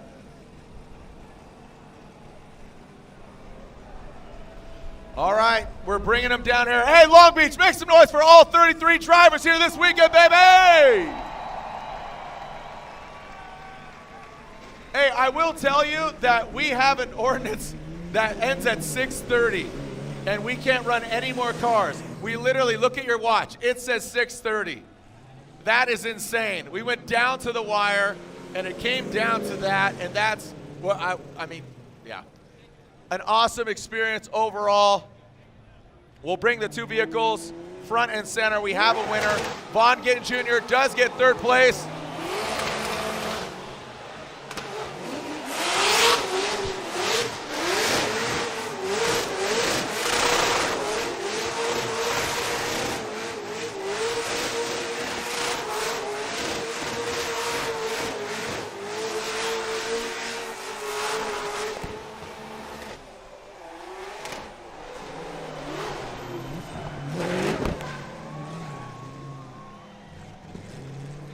And there you have our top two finalists. Turn it off, boys.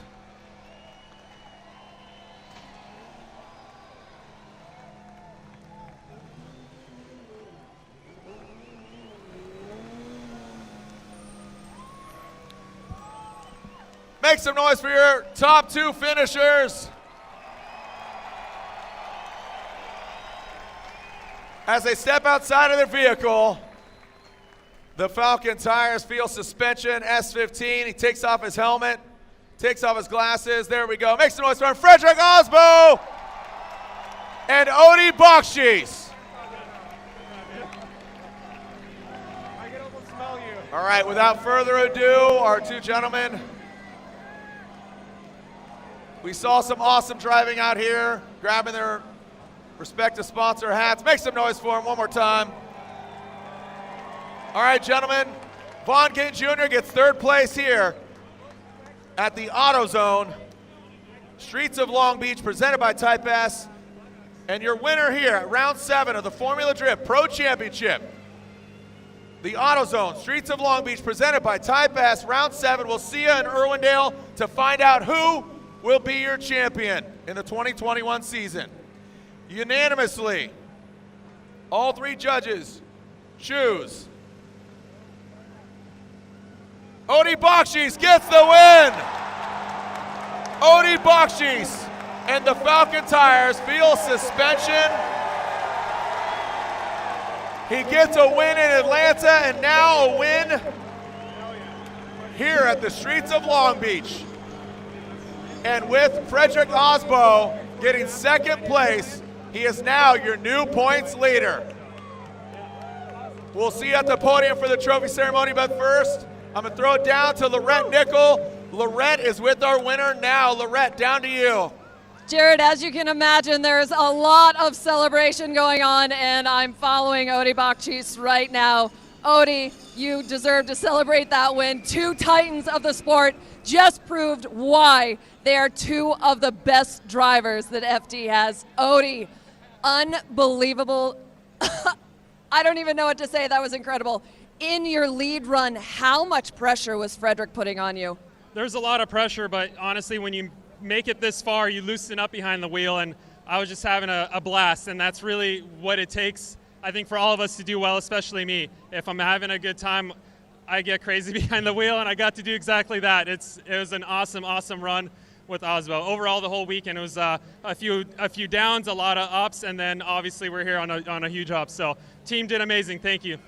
Energy, emotion, execution. Is that what it took to take this win?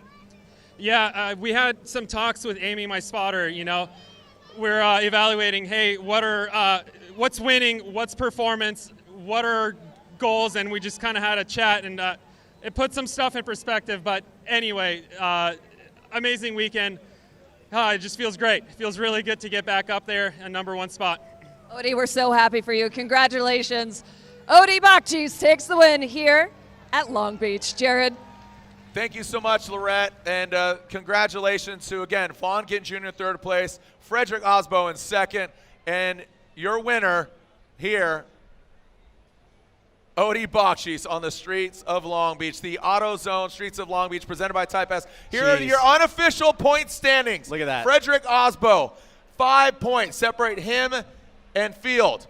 Denofa knocked down considerably. Look at that, 538 to 557. Bakchis jumps up. You never know what's going to happen. Gittin Jr. slides into 5th as Ryan Tuerck drops down considerable amount. And 470 for Ryan Tuerck. So mathematically, it's going to be a tough one. Yeah, Jared, you know, this was a really crazy event. It all kind of turned in the Vaughn and Chelsea moment. Wow.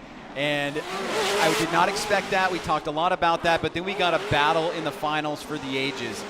Squeaking through into the finals, Osbo and Bakchis quietly putting together unbelievable runs all day and showing just absolute car control. Odie having a little bit more consistency overall, and the judges giving him the unanimous win. And now he's got 2 events under his belt as a winner this year, the first one and the 7th one, and he is back in that championship conversation. Wow, just an unreal event. Ryan, thank you so much, man. Really appreciate it. What a great day. We love Long Beach. It's like we were saying off mic. We were saying it's like a beautiful cruise. Hey, man, you want to go sailing? Yeah, man, it'll be beautiful. Set sail, it'll be nice, glassy water. All of a sudden, we started seeing white caps. There were sharks. There was blood in the water. And guess who was the biggest shark? Bakchis. He delivered awesome driving. We'll see y'all at Irwindale, either online or in the building, the House of Drift. That is Irwindale Speedway, October 22nd and 23rd. Thank you so much. Congratulations on behalf of Laurent Nickel, Ryan Sage, our judges, our whole staff, all the drivers, all the teams, and you, the fans, thank you. Congratulations. Gittin Jr., Osbo, and now Bakchis, your winner here at the AutoZone Streets of Long Beach, presented by Type S. We'll see you online or we'll see you another time. Send it for the Gym Nation.